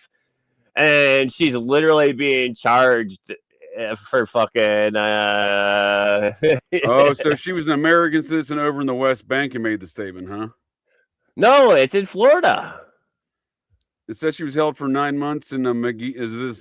No, that's not the one I'm talking about. I'll look it up. Two different Florida teens. Israel. No, this one I'm talking about is like the one I'm talking about is either junior or senior in college. Yeah, I thought so. There's a. That's a dude. That was a man. This was a female, right? Yeah, I'm trying to find it here because what she said was, "BB, drop some bomb." She didn't even say bomb. She said bonbons, and then they still charge her because Florida International University student, FIU. Cowboy Boots has got my vote. Who's that? Yeah. Got my vote. Gabrielle Saldana. Yahoo, if you can hear me. Yep. Yahoo, if you can hear me, drop some bonbons for us capstone students in Ocean Bank Convention Center. So basically, she's just trying to get out of an assignment as a fucking joke, and she's being charged in good old Ron DeSantis. Right? Like, there's some elements. I don't know what the elements of law for the charges are that she's been charged with, but there's some fundamental elements of law. You gotta fucking see if you can get the video of the fucking judge. Oh, yeah? Maybe she was just hungry. Yeah, she's only been arraigned yet, but the judge is talking about giving her like 10 years during the arraignment. Like, fucking, get the fuck out here. For a couple little Debbie cakes. I mean, that. Dude, for some chocolate snacks, buddy. This is kind of wild. I didn't realize it was like that. Rectal rehydration rod at its best, bro. Doing it right. But of course, that's why good old fucking Mossad Shapiro was fucking all on his dick in fucking 2024. Like, oh, make sure you get Ron DeSantis. Right. Fucking. So she didn't even post this publicly. It was a private group chat or school group chat. Yeah, as a WhatsApp group chat, and I think it was like one Jewish student in there complained. It wasn't even directed at the student. I mean, I'm not even American, but I think that Brandenburg says there has to be an immediate. So basically, to charge her, they're saying there's an immediate threat that if she asks Netanyahu to drop some bombs, he's going to drop some bombs. Basically, is what they have to say to fucking get the case. Yeah, not only that, again, I don't know what the laws are in Florida, and I'm not an attorney. I'm also not the vice president, but I do know how to read, and there are some fundamental elements of a crime that you have to achieve those fundamental elements to be charged with that crime. Imminent threat? Yeah, if she's not disseminating it publicly, you know what I mean? Like in a public, not because again. Basically what DeSantis is saying is, if you ask Netanyahu to drop some bombs, it's an imminent threat because he might drop some bombs. That's what they're arguing here. That is candy, though. So, like, that's what I'm saying. I don't even see how it meets the fundamental. I have a real problem when they start doing anything about free speech, but I don't even know how that. But then again, no. You have to link there. See if you can get the fucking judge. Really... It's only like 30 seconds, and you have to see what the judge says. It's fucking but does this brutal, bro. But is this more of the clickbait type of stuff? You know, like where does this? No, she's being charged, bro. Like they're doing the whole fucking case. She's already been arraigned. Yeah, but I'm saying I think they can have the ability to fabricate these ordeals to make them bigger than what. Okay, RR channel. RR channel. I don't like if you're bringing up bones or the Taft bloodline necessarily, but like we're going there, Mr. President. Hey, if RR channel is bringing up Nagasaki, I have to recommend the Mac Lads Nagasaki sauce. It's a great song. It was kind of like the whole thing with the litter boxes that were in schools. You remember what? I mean, you can't have human feces land. I mean, the Jesuits were the one who dropped the Nagasaki bomb. Like they were the ones responsible for it. Get the fuck out of here. But anyway, the reason I brought it up earlier we were talking about something. Wait. I gotta do real quick. If he's gonna talk about Nagasaki, I recommend Nagasaki sauce by the Mac Lads. So you want to know what's in my wok? Pubic rice from around my cock, egg foo young and crispy noodle. No, I have not seen your poodle. Just some of the lyrics. I thought that was maybe a P.F. Chang sauce, Nagasaki. What ad read was that, Jonah? You gotta listen to the Mac Lads. Like, dude, they have a song called "No Sheep Till Brighton," and it's like sheep shaggers everywhere. No, sheep everywhere. Fight for the ones with the prettiest face. Sheep everywhere. The little woolly fuckers all over the place. It's just a bunch of British punk rockers just doing fucking obnoxious shit. So allegedly, this basically homeless woman named Lucy Richards on federal disability, allegedly from everything I could determine, she allegedly she called Lenny Posner, who's got some deep Israeli intelligence ties, one of the alleged fathers of Noah Posner. His mother works for the UN. She's an anti-gun nut for the UN. Her brother's the attorney for the Vatican rape scandals in America. This is the epicenter of activities we see around one of this main families of the alleged families of the Sandy Hook situation. But yeah, this old lady called. She's like in a wheelchair and shit, dude. She's like wheelchair bound. She called Lenny Posner's house and said that basically there was no it said she pled guilty to an interstate transmission. Wait. I gotta interrupt because the Muppet here, RR. So what I'm referring to is Nagasaki was actually a Jesuit province within Japan in the 1600s. There was no reason to drop a second bomb. Never a reason to drop the second bomb. There's no reason to select Nagasaki as a fucking target other than for the Jesuits to get revenge for Hirohito's family kicking their fucking asses out of Japan because they're a bunch of fucking scumbags. Yeah, and Ron DeSantis said, don't ever come back. So Nagasaki was a fucking Jesuit province in Japan in 1600s. You can fucking look it up. So don't tell me that they accidentally hit a Jesuit fucking cathedral there because it was literally a fucking Jesuit province. You fucking goddamn. Yeah, RR. Learn history. Learn some stuff, RR. It was literally called Nagasaki, Jesuit or Portuguese Nagasaki or Jesuit Nagasaki, one of the two. Until Jesuits had a stranglehold of Japan pre-war. And Hirohito's family kicked them the fuck out. I think those were the only Westerners in there pre-war. No, but in the judges? 1600s, no, they were there for like 8 years in 1600s, and fucking Hirohito's family, because the emperor had fucking 130 plus generations as the fucking emperor of Japan. They kicked the fucking bitch ass Jesuits out there because fucking Loyola was a scumbag fucking piece of shit. Them daggone samurais, Jonah, huh? Them samurais kicked them out. So, well, in regards to these matters in Florida, this lady was allegedly back in 2017. I heard the voicemail recording. There was no actual threat transmission, interstate transmission. Wait, you listen to voicemails? Well, this was the evidence in this case. So, in looking further into this case, she didn't have a booking record in the Hillsborough County Jail. Yet we're all being told publicly this lady's booked in the Hillsborough County Jail in Florida. Wait. Over the very similar case of what you're describing with this bond bonds. Wait. I got an even better one. Since we're in Florida, since we're talking about voicemails or phone recordings, have you ever listened to or looked up the Omar Shaheen transcripts? The Pulse nightclub shootings, for sure. Yeah. Well, what does he say? Does he ever mention fags or gays or? No, and on those 911 calls, he's doing it for the Islamic State, ISIS. It was well, not only that, there were numerous perpetrators and all the traffic going on that evening. Yeah, but I mean, they want people to believe it was a gay hate crime. But he's talking about, I'm doing this for my brothers and sisters in the Islamic State. Yeah, there was. in Syria or whatever fuck it is. So how the fuck is that a gay thing? They got their psyops mixed up that week there. Well, no, they like to mash them together because remember when Stephen Paddock, the Vegas shooter, his brother wore a T-shirt in an interview down there in Florida that was related to the lady that was connected to the Pulse nightclub. Oh, and who was Omar Shaheen's father? He worked for CIA. He was CIA.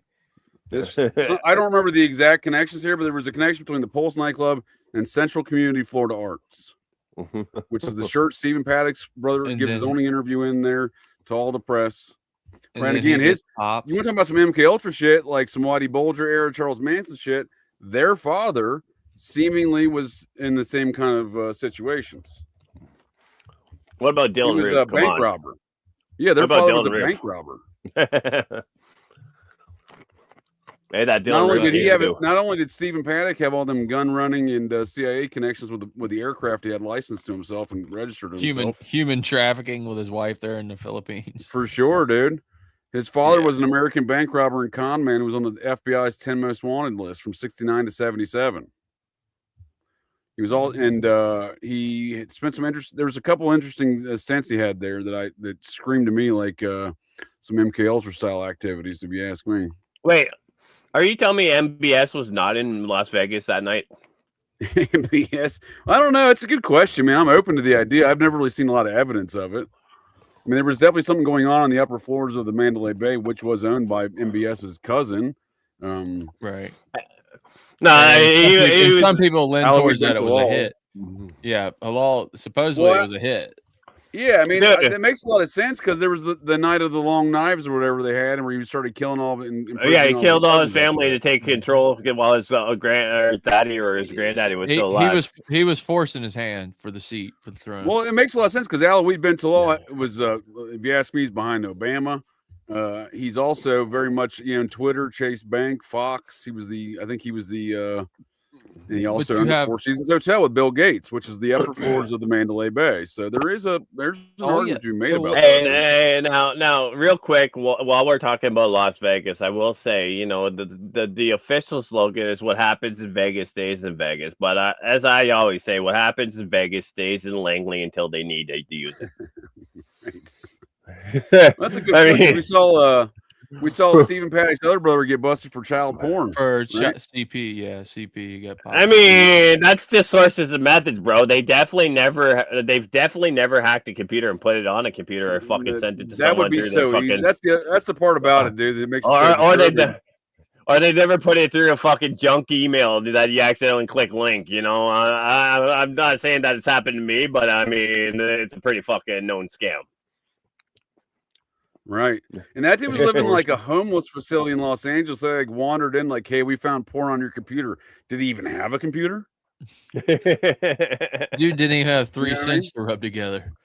Yeah, dude. I mean, he had an Obama phone. He had an Obama phone. Before they arrested him, there was an independent blogger or journalist, somebody that did an interview with him at a homeless center in Los Angeles.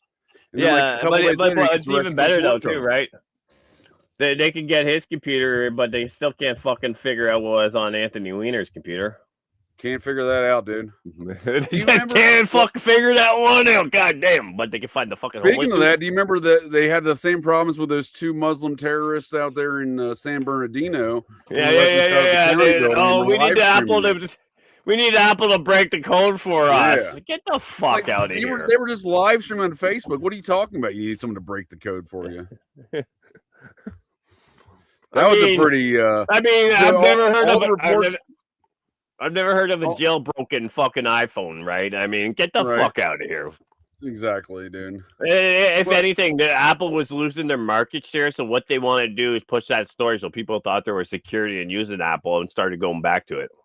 For sure. No, there's definitely an element to that, I'm quite certain. And it's probably a lot of money getting exchanged between some elements of the government, parties they're in, and the tech agencies, right, to make those decisions. But I remember the actual police traffic and communications on here and eyewitness reports contemporary to the actual event was a team of black-clad shooters, SWAT style, that had entered this government building there. Not this married couple, this Islamic married couple that were live streaming the event. Right. You know what's even better though? It was the fucking one where the cops, the Armenians, where the cops had to start fucking raiding the gun stores in '99. That one was even better. But oh shit, dude, he's from Chicago. I mean, if the cops really want to get into the phone, why don't they just call up Israel? You know, hey, can you get us Pegasus? Can you get us fucking Promise? Like, what the fuck's going on here? We really need to get into this shit. Why are they trying to get the FBI? I think there's so many of these instances where, like, the contemporary events prove that the eyewitness reports, etc., yield a different sight picture of what really went on there versus these narratives were sold later. And another one is there was a student that walked out of Columbine High School on 4/20/1999 and told a CNN camera standing out there that he'd seen 3 shooters and accurately described an individual in a white T-shirt and jeans that had been described by numerous other individuals and allegedly a firefighter from Columbine. But was it Melissa Joan Hart?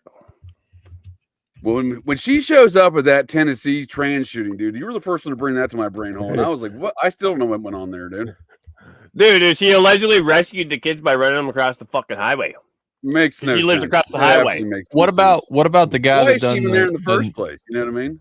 No, she lives across the highway, so she ran across the highway and started saving them. That's what they want to tell you, dude. It don't make any sense. It sounds like Gene Rosen from the Sandy Hook situation, to be honest with you. I mean, Sabrina Teenage Witch is fucking running into gunfire like she's fucking SWAT team there. They're like, get the fuck out of here. Yeah, dude. I help kids flee shooting. It's the mother bear aspect, you know. Never fuck with the mother. Get the fuck out of here. Like I can tell you about my mother. I think another motive that's less talked about though with school shootings and stuff like that is the financial aspects of it. There's several companies out now that are making millions and millions of contract. Another thing that selling, different services, deployable stuff that can put in the classroom. Wait. I'm just gonna say this. I mean, if you happen to take like the what are they called? They're the graphs. Let's just say like SSRIs or amphetamines that started to be sold to kids in the 1970s because there was allegedly a chemical imbalance, which was completely fucking made up and admitted to. And you kind of watch how they just kind of skyrocket at the same time. Like Brady's the first like mass school shooting in the USA, which gets the Brady bill. Brady, yeah. The Brady bill, like the first mass one. It was a school shooting, but it was a public shooting, right? I wouldn't say it's the first. But... Well, it's the first one that really jumps off as far as the media attention, all that shit. I mean, let's be honest. The first mass shooter in history is a little fucking schoolhouse in Manitoba in the 1890s. But do we really talk about that shit? Let's talk about the school shooting and bombing of a school in Michigan back in the 1920s. Whatever happened to school bombings? Dude, what happened to the one in fucking 1970s in Wisconsin where the dude fucking like what the fuck is that full story? Dude, like, blew up a fucking school and fucking, it was just wild. But if we're gonna talk after about, I read Bill Cooper's "Behold a Pale Horse," and I will credit Clint over there. Clint Eastwood is, always perpetrating some of those concepts and theories of Bill Cooper, and I think he's right on a lot of things. But after I read that chapter of "Behold a Pale Horse" about how the government was going to institute all these things to take away guns and whatnot, I went back to try to find out, where does the modern era of school shooting really begin? And it seems to begin in this one. It's completely fictional, just like Sandy Hook, if you ask me. Is that 69 or 89? The shooting was the deadliest to occur in American elementary schools until Sandy Hook, and it's but that's 89. Fabricated. Yeah, 89, Stockton, California. The Brady shit was before that. That was like 83. Yeah, Reagan, no, that's what I'm saying. right? This was the school shooting, though. This was specifically the school shootings, as Cooper was. Okay. But I mean, again, too, if you look at right when the pharmaceuticals started prescribing fucking SSRIs, like serotonin receptors, and then you also have the amphetamines. You get the amphetamines at the same time for ADHD, for a chemical imbalance, which was never a fact. The guy who created that came out in 2023 and admitted that he just made it up so he could sell the fucking product. But both of those are known for psychosis. One of them has a fucking black box label for fucking suicide ideation. And another one of the two of them specifically is known for fucking schizophrenia, and you're given to 4-year-old kids. Yeah, I mean, there's not the chemical composition of crystal meth and Adderall are not that dissimilar. No, it's an amphetamine. Like, I mean, don't get me wrong, I love Adderall, but don't get me wrong, I love a good amphetamine. I mean, dude, I got a great story for you. Fucking, I'm old school. So when I was like in high school, like I'm old. Like Adderall wasn't even fucking a licensed drug at the time I was in high school. But I remember fucking fucking Ritalin. Dude, I used to just crush that shit up with the fucking Vicks inhaler right in front of the nun and fucking be like, I love Satan. But I mean, hey.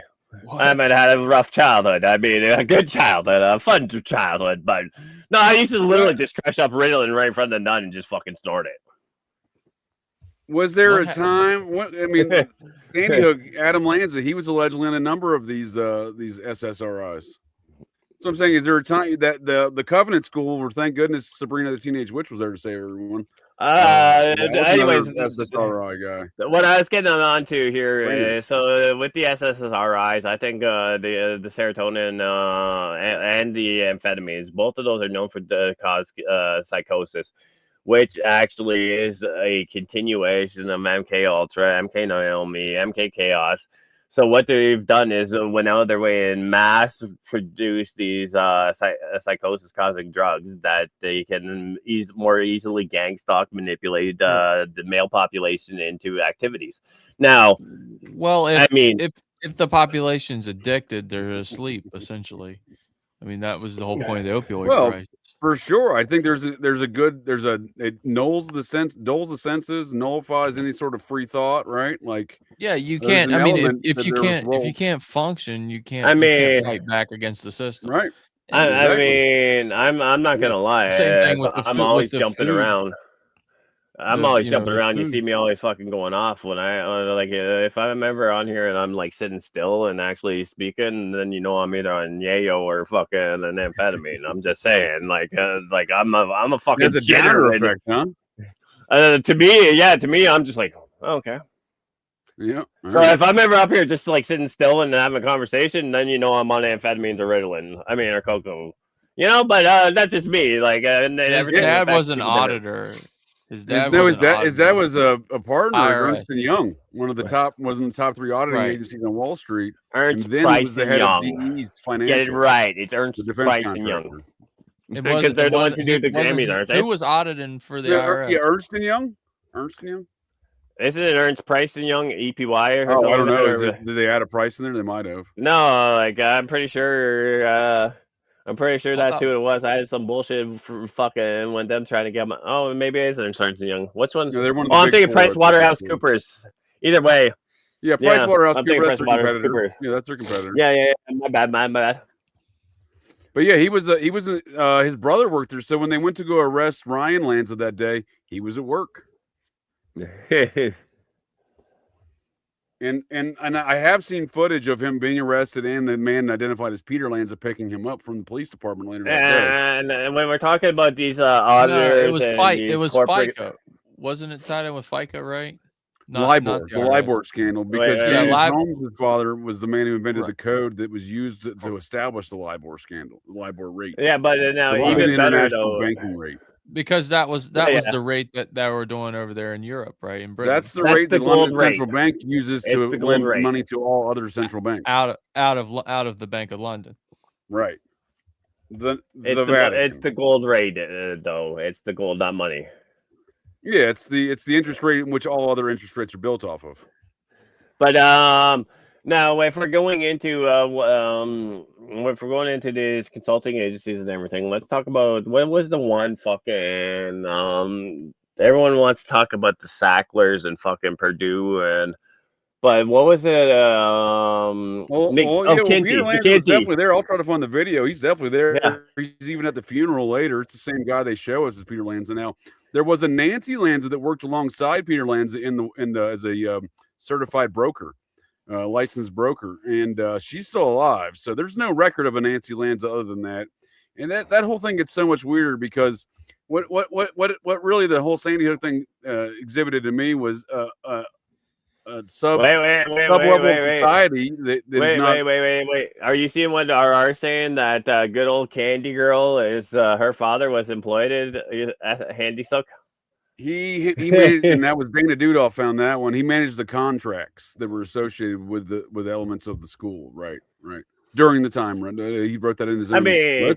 She's like, I have no respect for her. But wait. I got to finish what I'm saying, though, because this is really important. I got no respect for her as far as her fucking operations. But with my childhood trauma, I would take 50 minutes with her over 50 million from Ben Shapiro any day. I just gotta put that out there in case it comes out as an offer. You know what I mean? I might sell my soul for that with the traumas I've been through.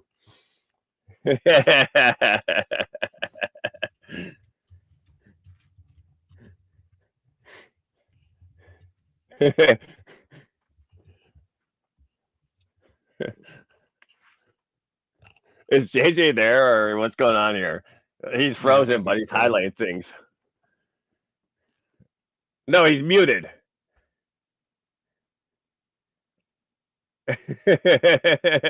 Or something's going on. I'm not hearing a word. Maybe I'm muted. I don't know. Nope. Am I back? Yeah, you're back. You're back. All right. So she allegedly got racist death threats. Speaking of these, the NAACP, right? Yeah.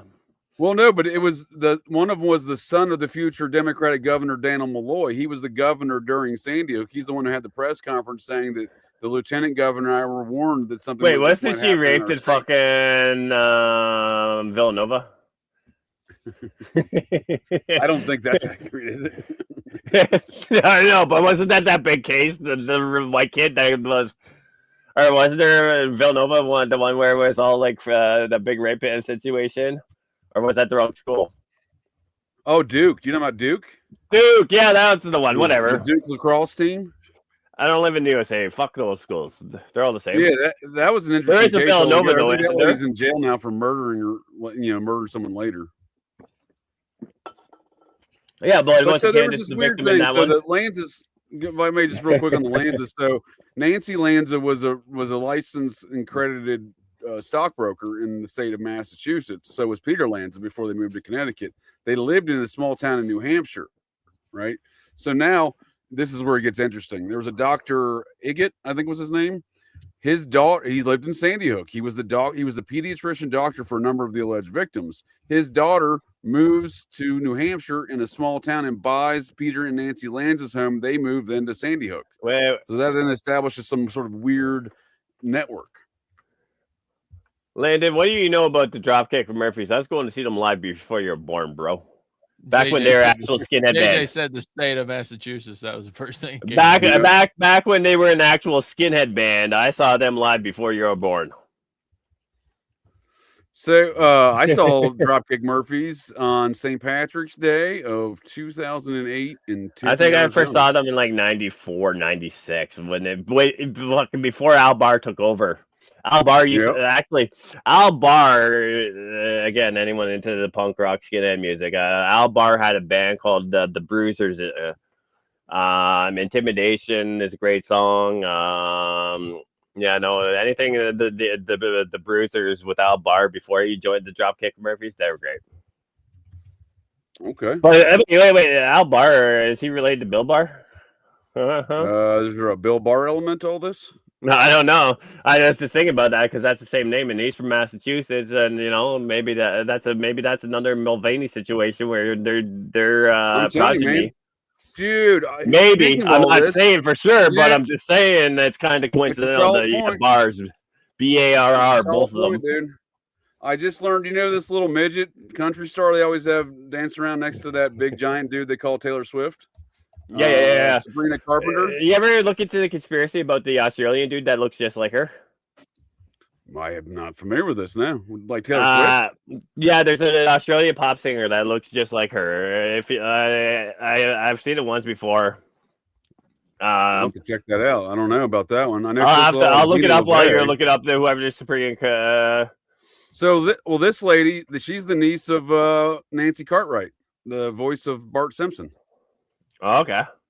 And prominent Scientologist, Nancy Cartwright. So I just learned that was her aunt. I had no idea. But it speaks to these kind of ideas. Right? What's that? She's like a big deal for like younger girls now, right? Oh, dude, she's not huge in height, but like she's super tiny, standing next to that dude Taylor Swift.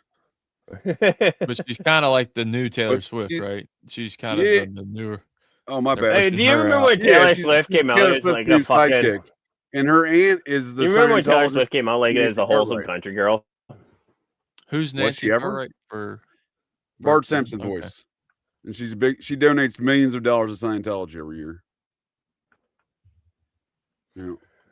Oh, this is fucking retarded right now. I'm just doing a quick search and it's just giving me some like fucking chick named Olivia Sturgis. No, there's a dude in fucking Australia that's like a dead lookalike for fucking, and he's a pop singer too. But it's telling me someone else. I don't know. I like the Xena LaVey Taylor Swift appearance myself. I mean, so she's related to Joe Rogan, right? I mean, there is a theory out there that Anton LaVey is Joe Rogan's father, and strangely enough, the timing matches up. He was born out there at that time. What about the guy? And he openly admits to living in fucking Haight-Ashbury, just down the. What's that? I said, was the guy that came out cussing him out and calling him gay? Was that not his dad? Who, Joe Rogan? No, yeah, that was his biological dad. Supposing they look nothing alike, do they?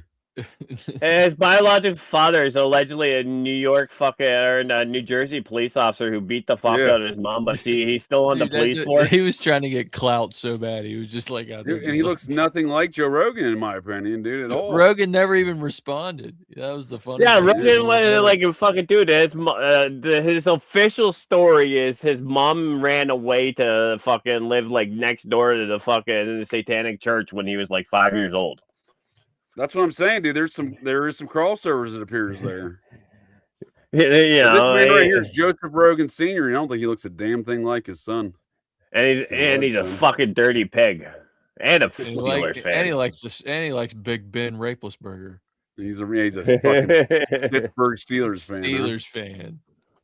The worst kind. Lucius a Fed, what? But this is kind of what I mean by like these kind of concepts seem like some wild thoughts on their face, but like I don't know, man. Like this is what I mean by that. We live in a society where there's a whole different, there's a whole different reality to some folks, right? I seen a video recently. That fucking dude, Antonio Sabato or whatever Junior or whatever fuck his name is, the flat earther. But yeah, I seen one where, but I seen one where he's saying conservative politics. No, but he was saying not the actor, but someone else who's got a similar name. But he was there was one where this guy is fucking pointing out that Sam Tripoli looks just like Francis Bacon. I saw that. The fit flat earther guy, yes. Yeah. His arguments about some of that stuff is ridiculous sometimes. Like I'm not saying like I'll make arguments that the globe doesn't make any fucking sense if you take time to actually think about it.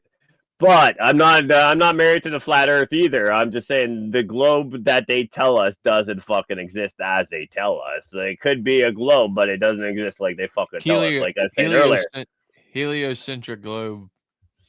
No, wait, explain to me fucking Polaris, William Taft. Go ahead and tell me how Polaris stays in the same fucking position for Mr. fucking President. Please indulge. Polaris stays in the same position for 6,000 years of recorded history, but we're rotating.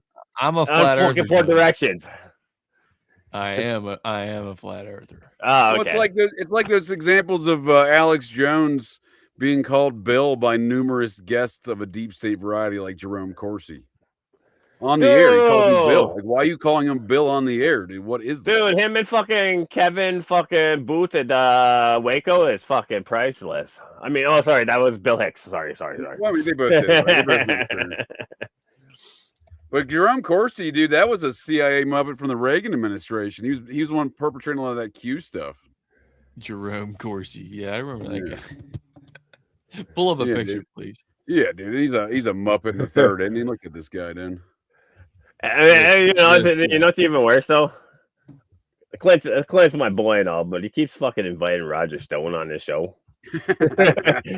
That's all. I mean, Clint's quadruple Jen Corsi. I mean, Roger Stone will run circles around you. Like he's been doing this a long time, bro. That the Nixon fanboy. It's Nixon fanboy there. Dude, he's a professional. I was watching an interview with Steve Bannon recently, and like some folks were trying to ask him hard-hitting questions to Bannon, dude. And he's so greasy, dude. He just slips right past it, man. Dude, he's been doing this fucking since before any of us were born. They must be running. They're running out of funding though, because they got to keep popping back up. You know, kind of. Roger sounded interesting. It's not funding, bro. It's when you sell that contract. When you sign that contract, you think you're fucking retired, but as fucking douchebag Chino, just like douchebag Chino says, every time I think I'm out, they pull me right back in. You mean Mochaccino?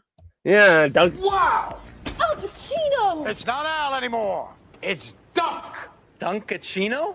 Don't mind if I do. What's my name? Dunkachino. It's a whole new... Dunkachino. I mean, when you sell your soul to the ruling powers, well, you know, you think you're retired until they tell you either you get to fucking work or we're going to kidnap your fucking mother, Savannah Guthrie. So, Columbo crime family, yeah, that's a good point, sir. In regards to Roger Stone, he took over for this guy in Hollywood in his Night of 100 Stars Oscar viewing party. His name was Norby Walters. He was an associate of the Columbo crime family. He went to prison with Michael Franchise. You might recognize that name, this Muppet. Lloyd Bloom. The podcaster, Michael. The Podfather. The Podfather. The Podfather. He likes. I do enjoy him screaming at Sammy the Songbird Gravano. They like to scream that they're both. The Reds just down the street from me. Neither one wants to recognize they're individually a rat.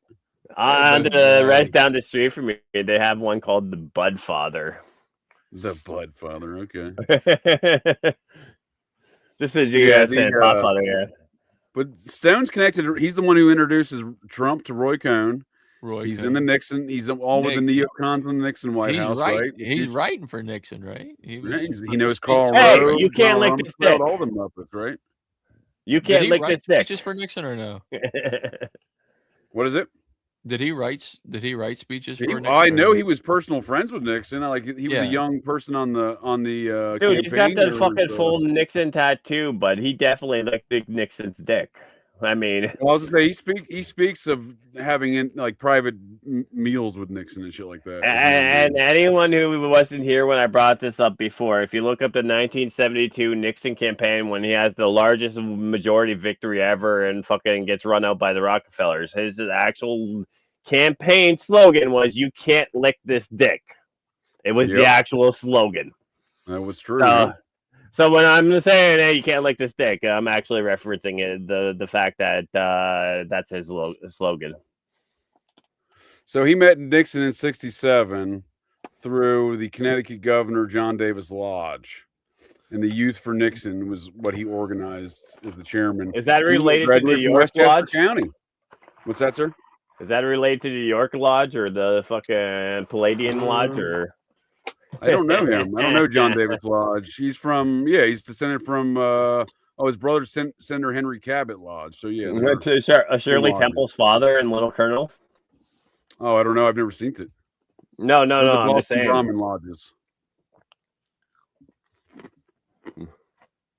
So but he went to he's from Westchester County, dude. Real den of iniquity. He went to the old spook University of George Washington University, right? I'm just saying he's got an interesting background, and then he goes to work for the Nixon campaign or Nixon White House. He's there during the Watergate scandal. I mean, like, he knows these people. These aren't strangers to him, right? Right. They probably know him on a first name basis too. What's this? No doubt. Trump's father. What did it say? Trump's father? And he also says that he's like anti-fucking Bush, but he's running the fucking Brooks Brother riot in 2004. That's right. The Brooks Brothers riot in '79. So Stone meets Trump and immediately introduces him to Roy Cohn. And we immediately see that picture of Donald Trump running around on a fucking like a little gay Roman, sex partner of the Caesar, right? Kind of deal. And that was where was that at? Studio 54. Roy Cohn's 54th birthday or 52nd birthday at Studio 54. 54 Studio City. I don't know why I was thinking. Well, is that what they call it? No. Did they call it Studio City or no? No, that's Universal Studios headquarters in LA's Studio City, I believe. Okay. But that's where we get we first meet Studio 54, and he was 45, right? 52. No, he was 45. Who? And Trump 47. was 45. 45, Trump 47. 45? About to be 48. In 1979, Trump was 45? President 45. Oh, president. Oh, I was about to say, I don't think he was that old then. I was Studio 54, and then he became 45, man. Like, what the fuck? Yeah. So we also get introduced to what's that Muppet's name? Up there, the U.S. Senator from New York, the majority leader. Chuck Schumer. Chuck Schumer, thank you, sir. The one with the dude for a Chucky wife? Boy. He makes an appearance at Roy Cohn's 52nd birthday at Studio 54, and everyone's asking, who are you? Why are you here? He's a young assemblyman from the Bronx.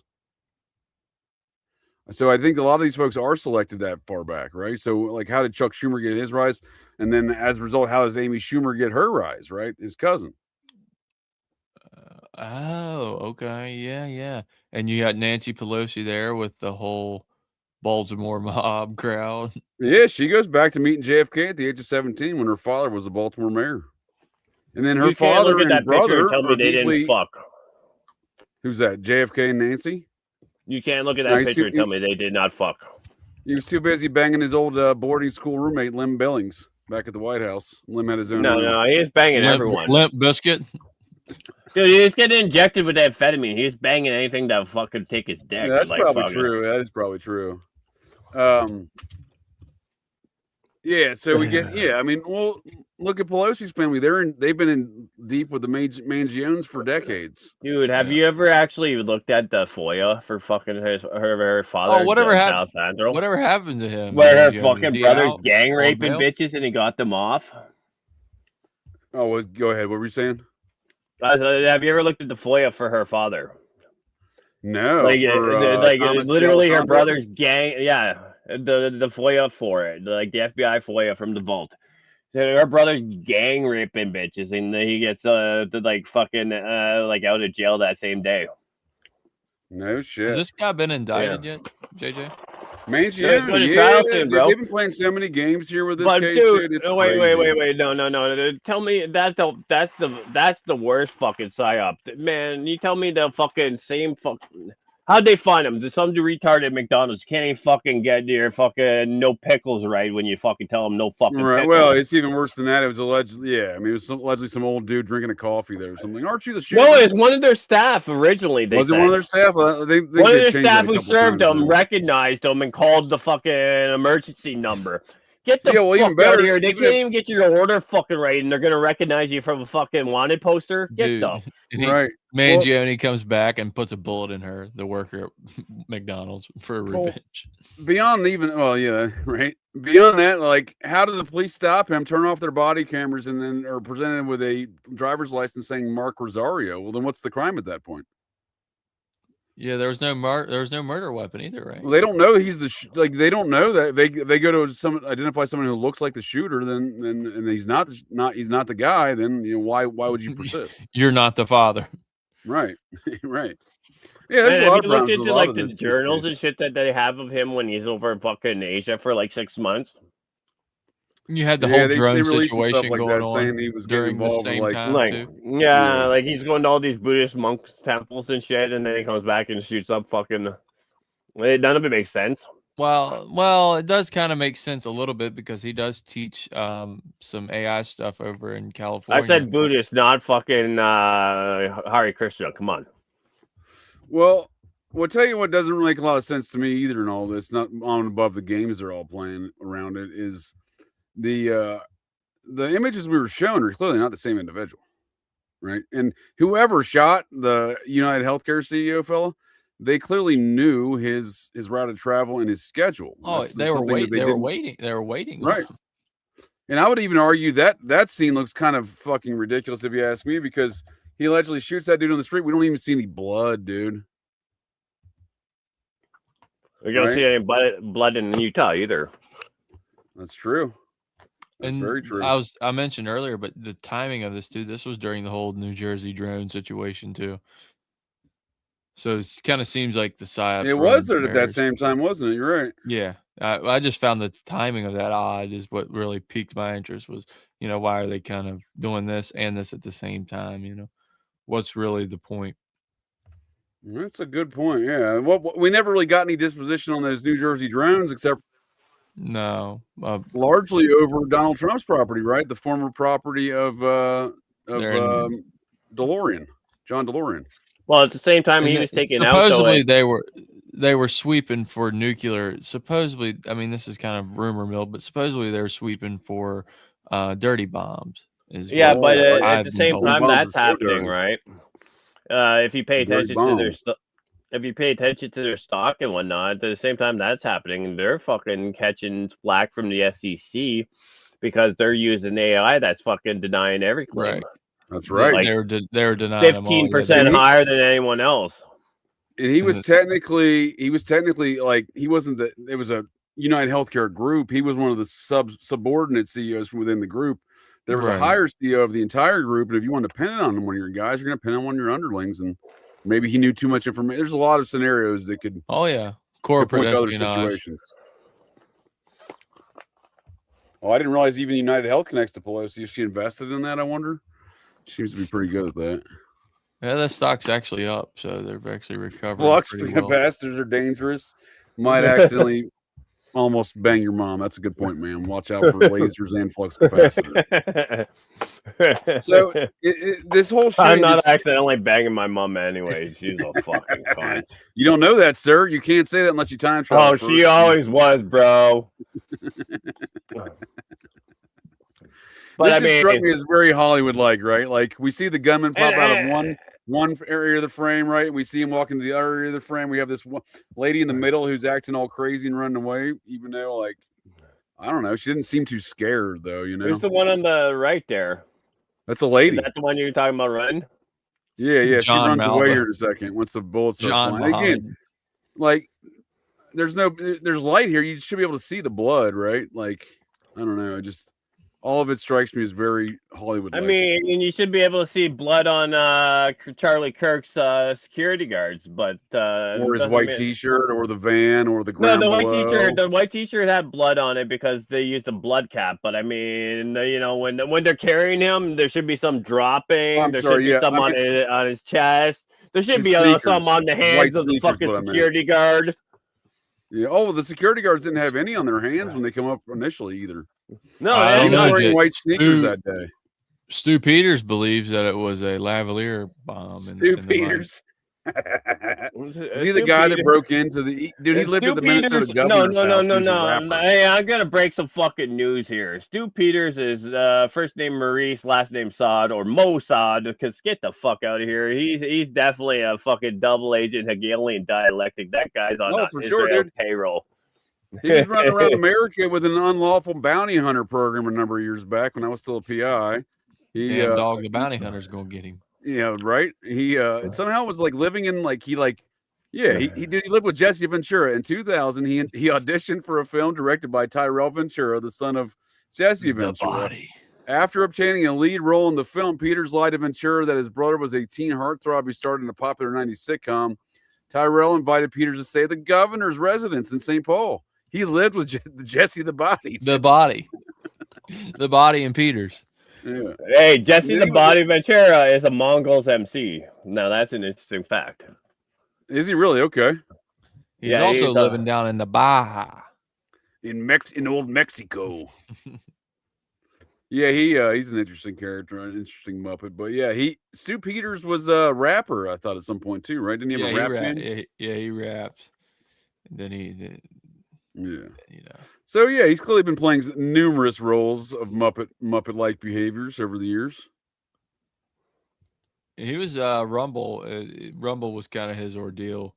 I think he got sponsored by one of those guys at Rumble, one of the co-founders at Rumble, I believe. Oh, isn't that all Israeli owned? Yeah. Well, right. Yeah, is there a deep connection there with some Israeli financier with Rumble? Am I wrong? Well, the Rumble. No, he's Polak. He's Canadian. Is he Polak? Okay. What's the guy's name? He probably is. That's for Donald Trump. Here's Charlie Kirk's fresh white sneakers, dude. No blood, right? No blood. Dude, look at the fucking hands of the fucking security guard. How the fuck you get someone shot in the neck? I've worked enough bar scenes where fucking I've had enough fucking people who just got their fucking face kicked in, and you're not getting fucking like get the fuck out of here. I've had nosebleeds with more blood. And even then, though, too, if you look at if you see, I'm trying to find a picture of Jesse as the Mongols. But having said that, if you look at because I'm not on that screen, but if you're looking at the picture where they're carrying him, like the shirt is soaked, but the body doesn't have blood on it. Like the torso doesn't have blood on it. There's none running down the body, dropping onto the ground. It's just fucking retarded. The best Jesse clip is with him and Pierce Morgan. There we go. 50-50 version of the Mongols. Shit, I didn't know that, man. Yeah, dude, he was fucking straight. He was a full patch right after the Navy SEALs in Vietnam, before the wrestling. Right. He wasn't a SEAL. He was a frog man. He was a governor. I was a Navy SEAL. I was a wrestler. Dude, he's he have a whole beef with Chris Kyle, right? Kyle, he hated Vince McMahon. Him and Vince McMahon were arch nemesis. Jesse was trying to unionize. He got some sort of didn't he sue Chris Kyle or Chris Kyle sued him or some shit? Chris Kyle sued him because he allegedly punched Chris Kyle. Hey, wait. Can I just interrupt for one second? He was in a SEAL bar in San Diego trying to say he was a SEAL, and he wasn't technically a SEAL. He wasn't technically a SEAL, and Jesse went off on him. But it was a whole show. But just to answer Gerald Hall's question. There's no problem with bodily fluids as long as you don't get tested afterwards, because you can't catch anything you ain't never been tested for. Oh shit! Jesse said he's not a true American patriot. Yeah, I mean he's not. There, and his death has always troubled me. Like, why would you take some Marine Corps with PTSD to a range to go shoot? Right? Why not? Sounds like a lot of fun. Sounds reasonable, doesn't it? Yeah. Ruth was a 25-year-old U.S. Marine Corps veteran, Kyle in Littlefield had reportedly been taking Root to the gun range in an effort to help him with his PTSD, dude. Get the fuck out of here. I mean, when you want to erase or you want to create a mythos of a fucking hero, you got to have You got to get rid of the guy to build the mythos, sure. Yeah, you have to have them die as a martyr, right? You know what I mean? Like, sure. You can't build his mythos without him dying. It's just like you want to sell a bunch of Tupac CDs and have people think he's gangster. You need him to die. So he dies on February 2nd, 2013, and was it? Wait! What was the caliber? A 30-06? Oh shit! Just like fucking Charlie Kirk. Right. Yep. 30-06. So he ran something. His business after he got out of the Navy was called Kraft International, I think. Is this Robert Kraft and the boys? Kraft Cheese International, yes, sir. No, I think that was the name of it. Was it Kraft? Why is it not on his Wikipedia, dude? That's even. I thought they were running security for Kraft. No, I think he was I thought he was the CEO of Kraft. Now. No. Why is it not on his fucking Wikipedia? That's even creeping me out even more now, dude. No, he wasn't the CEO for Kraft, but he was. I think he had the Punisher, the whole Punisher thing. Yeah. I think that was tying in with Boston bombing too. I think are you in my brain hole, sir? If you're gonna be talking about Punisher, it's the Dolph Lundgren version, not the fucking whatever the fuck the other faggot's name is. Well, but we see them using that symbol, and we see individuals dressed as if they're part of that unit right there. That's the symbol. They had these hats on and backpacks and shirts on with that logo on at the Boston bombing. And they're the ones with the actual backpacks that were used as evidence against the Tsarnaev brothers. The Tsarnaev brothers are pictured with totally different colored backpacks at the Boston bombing. Yeah, you know my favorite is the one of fucking Tamar Tsarnaev, which is kind of funny too because Tamar twins is the name of the bitch that gives birth to those two kids earlier, like I was saying. But you have Tamar Tsarnaev, the older brother, getting arrested at like 3 a.m. live on CNN. Right. Only for me to wake up later that day to be told that he was killed in a shootout, but I just watched the fucking live arrest with him in his fucking underwear. I still have the video on my X. Right. I think he was standing naked, handcuffed in the middle of the street, right? Yeah, they're walking him down, and they had this. They tried to say, like, oh my god, we're right here, and ran him over, right, or some dumb shit. And then they shot guess what day both of them were arrested? Which day was it? April 19. Oh shit. Okay. Lexington, Concord, Waco, Oklahoma City. They both got arrested on that day, which is also the Boston bombing always happens in April because it's tied directly to the Lexington and Concord event for what's known as Patriots Day. So Kyle's dead 2 months before the event. We see his guys and Kraft security running all over the event. Kraft, that's a different Kraft. Robert Kraft spelled with a K, not a C. I mean, Kraft, KD's okay, but you got to be really hard up to be in that shit.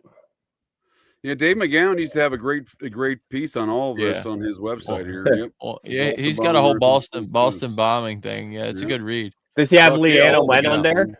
Does he have Leanna Wen on there? He might. It's been a while since I've read this. It's a very, it is lengthy, but he's got pictures because somebody was there shooting like a counter up, right? They got Carlos Arredondo and Jeff Bauman here, the fake, dude with the the dude who was amputated before the fucking bombing, but then he says he lost his leg. Well, that's what I'm saying. So somebody was taking a counter up of the whole mission, of the whole operation. There was a counter up, it seems, right, with these high quality photos just above the finish line, taking pictures of all the scene. But McGowan dissects all of this and shows how none of these folks got injured by any of these things. It was all smoke, and there was a lot of fake blood.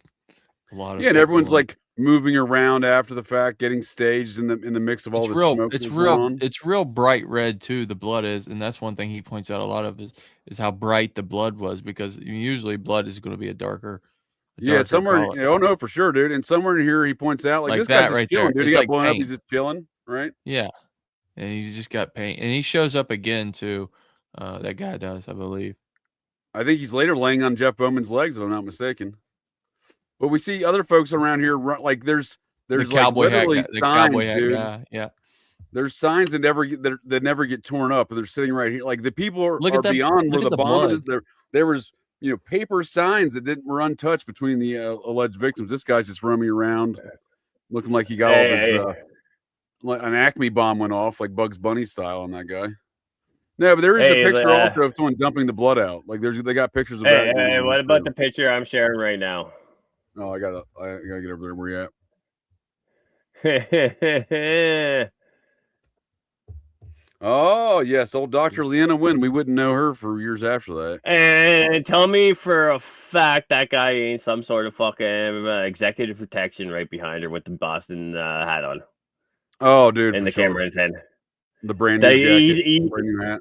He is executive protection 100% on that. Well, I don't know if he's CNN for the fucking video or he's hers or like. Yeah, so there's Jeff Bauman allegedly with his leg injury. No, that's a good point, sir. Thank you. Yeah, she was a major figure in the Johns Hopkins COVID muppetries. They put this dude on a wheelchair with no they don't tie it off or anything. There's no tourniquets. Carlos Arredondo with the felon with the cowboy hat who literally lit a U.S. Marine Corps recruiter's van on fire one time down in Florida. That was his felony. He was after he apparently immigrated to America, but we see him like this. There's just a bone sticking out, dude. This guy would have bled out and been dead within about 90 seconds. Yet 5 minutes later, we see no tourniquet on a wheelchair. Wait, what the fuck are you talking about? There's no arteries in your leg. You don't have to worry. Zero. Right. There's definitely not a femoral. Yeah. There's definitely not a femoral artery. At the paint on the floor. Well, you can, in my opinion, you can see the prosthetic. Look at how dry that fucking flesh is. That's what I'm saying. It's a Hollywood prosthetic they put over his nub. Yeah. He was already Lieutenant Dan. And he's got a smile on his face somehow, right? And he's got a smile on his face. Like, get the fuck out of here. Yeah, this guy's holding his artery, dude. Get the fuck out of here, dude. Get the fuck out of here, dude. Dude, he just got it in his hand. And why would you not bring the medical team to him? Why would you wheel him through the finish line, right? Like, there's just so much of this. It's just so crazy, dude. Folks, dude, like, if I was logged into any of my fucking social medias on here, I would send you that fucking How would video Jeff Bauman be fucking awake right now, right? Like, there's just no way, dude. It's just no way. No, there's definitely no trauma involved with losing your fucking leg. No, none at all, right? Oh man, yeah. There's not all of this. There's a sign that doesn't get destroyed, right? You know what I mean? Firehouse Subs. Yeah. Oh, get the fuck out of here! They sponsored the PSYOP. Sponsored by Firehouse Subs. Just like this, we're sponsored here by Jar of Mayonnaise and the fine folks at Tudor's Biscuit World, right there, Landon. The fuck is with the wait. What the fuck is with the conjoined twins? They had a conjoined twins get blown up. Well, look at the way she's laying too, dude, with her legs. They later get allegedly all removed, minorities right? were represented. It's a mother and daughter. That's a mother and daughter. I don't remember their names off the top of my brain hole, but that's a mother and daughter you see there. Dude, tell me like what the there's some Gemini fucking zodiac symbolism in that out right now. Oh, for sure. They look a lot alike. They're supposed to be mother and daughter. They did a lot of interviews in the aftermath. No, but I'm just saying the way they have those two laid out, there's a Gemini symbolism in there, and I just can't fucking place it. Sure. Giannis, perhaps? Yeah, no, but no, Gemini, the twins, the zodiac. Somebody said mother and daughter cannot be conjoined. They can in West Virginia. See, we get them in the hospital, right? We get them afterwards, right? I mean, they were some of the stars there for sure. Go back to that picture of the two of them on the ground. Those are not like look at that old bitch in the fucking one where they're standing up next to the fucking young bitch that's laying next to her daughter. That's not the same fucking broad. It certainly didn't look like it, does it? No, those are not the same fucking. What about this guy, dude? What's this guy supposed to be doing, right? How does he get his pants get so shredded? None of the skin underneath it got injured. Nothing got cut. Dude, this is just no, dude. This is just from the whatever the fucking Walking Dead or whatever, fucking Talking Dead or whatever, fuck that stupid shit. Well, that was on at the time. I mean, that speaking of predictive programming, right? Everyone got their pants shredded that day, dude. I mean, can we just have a quick discussion? If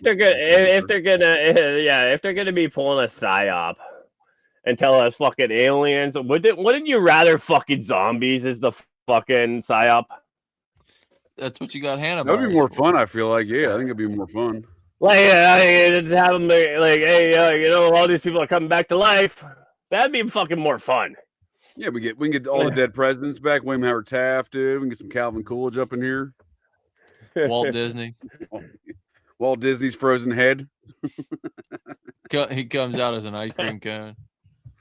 Fucking Wild Bill Donovan. Fucking Joe DiMaggio. No, Wild but Bill Donovan carrying Walt Disney's head like he's fucking Pope Sylvester II. Fuck our I stopped there, dude. Let's get Bill Colby back in the mix. Maybe him and Carl Colby and I can do some coke together. No, but Pope Sylvester was the one who had a brazen head. Well, gents, I do appreciate your time here tonight. Getting a little GCD. I enjoyed the conversation. Got some. Wait, no, not just yet. Not just yet. Not just yet. I'm trying to get the fucking Tamar Sunday of it. I got here, so. Is there a burger element to all this? There better be. I'm fucking hungry. Okay. Yeah, even Yandex isn't coming up with the Tamar Sunday shit real quick. So I got the video on my timelines. I'm gonna come with that next time. I'm gonna come with it on Wednesday when we do what's the next movie? Programming. Hey, don't be a fucking communist. Leave a fucking like. It's our fucking goddamn free. Even fucking Vladimir Lenin can afford them. Goddamn, hit that like button. And what movie are we doing on Wednesday? Is the I believe the 1991 cult classic, Nothing But Trouble. Oh shit!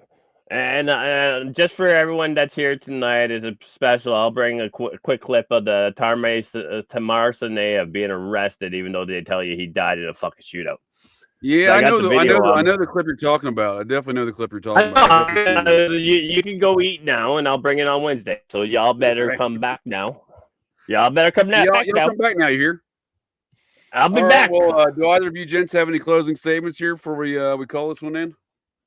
No, man, a good show. Had a good time, guys. I got one real quick question. Chop it up. Yes, sir. Thank you. I got one quick question. Loyola, Ignatius of Loyola can burn in fucking hell. Have a good evening. Oh yeah, I got to plug my show, The Daily Dissident. I have not posted a podcast episode on there, so yeah. What the fuck you gonna have me on, bro? There you go, dude. I haven't recorded an episode in like. I'm just busting your balls. I know you may not be as easy on your fucking bands like JJ is. He just lets me a free run. So I always enjoy these conversations. I learn something new every time from both you gents. And I'm sure Landon's spending too much time at Tudor's Biscuit World, aren't you, sir? Is that the problem? Oh yeah, man. We share. They share with Gino. What did it say? They shared with Geno's. Oh shit! They got Geno's Tudor Biscuit World crossover, dude. Are you kidding me? I've seen them before. Yeah, there are a lot of many West Virginia locations here. Hey, you fat fuck! I'm going to join Clint. Go eat some food. You're going to Tom Hortons. Tim Hortons, goddamn. Hey, at least he fucking died drunk off a fucking bridge, bro. It's on RR.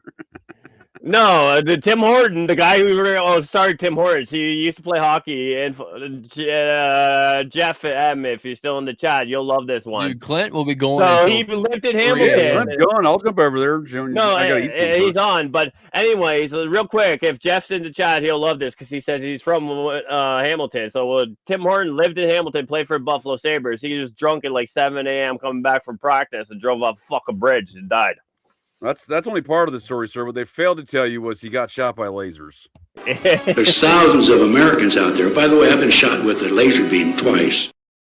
Stay vigilant, folks. Watch your six. Apparently, they got Tim Hortons too, and Ted twice. Well, that's it. That's the show here, folks. So the next time you're out on the town, visiting your local watering holes, or perhaps just meandering around, and you hear the unmistakable sounds of metal clanking, and you spot signs of a disturbance, but check your six. Look in that garbage can, because you never can tell. The GCDs may be loose in your town.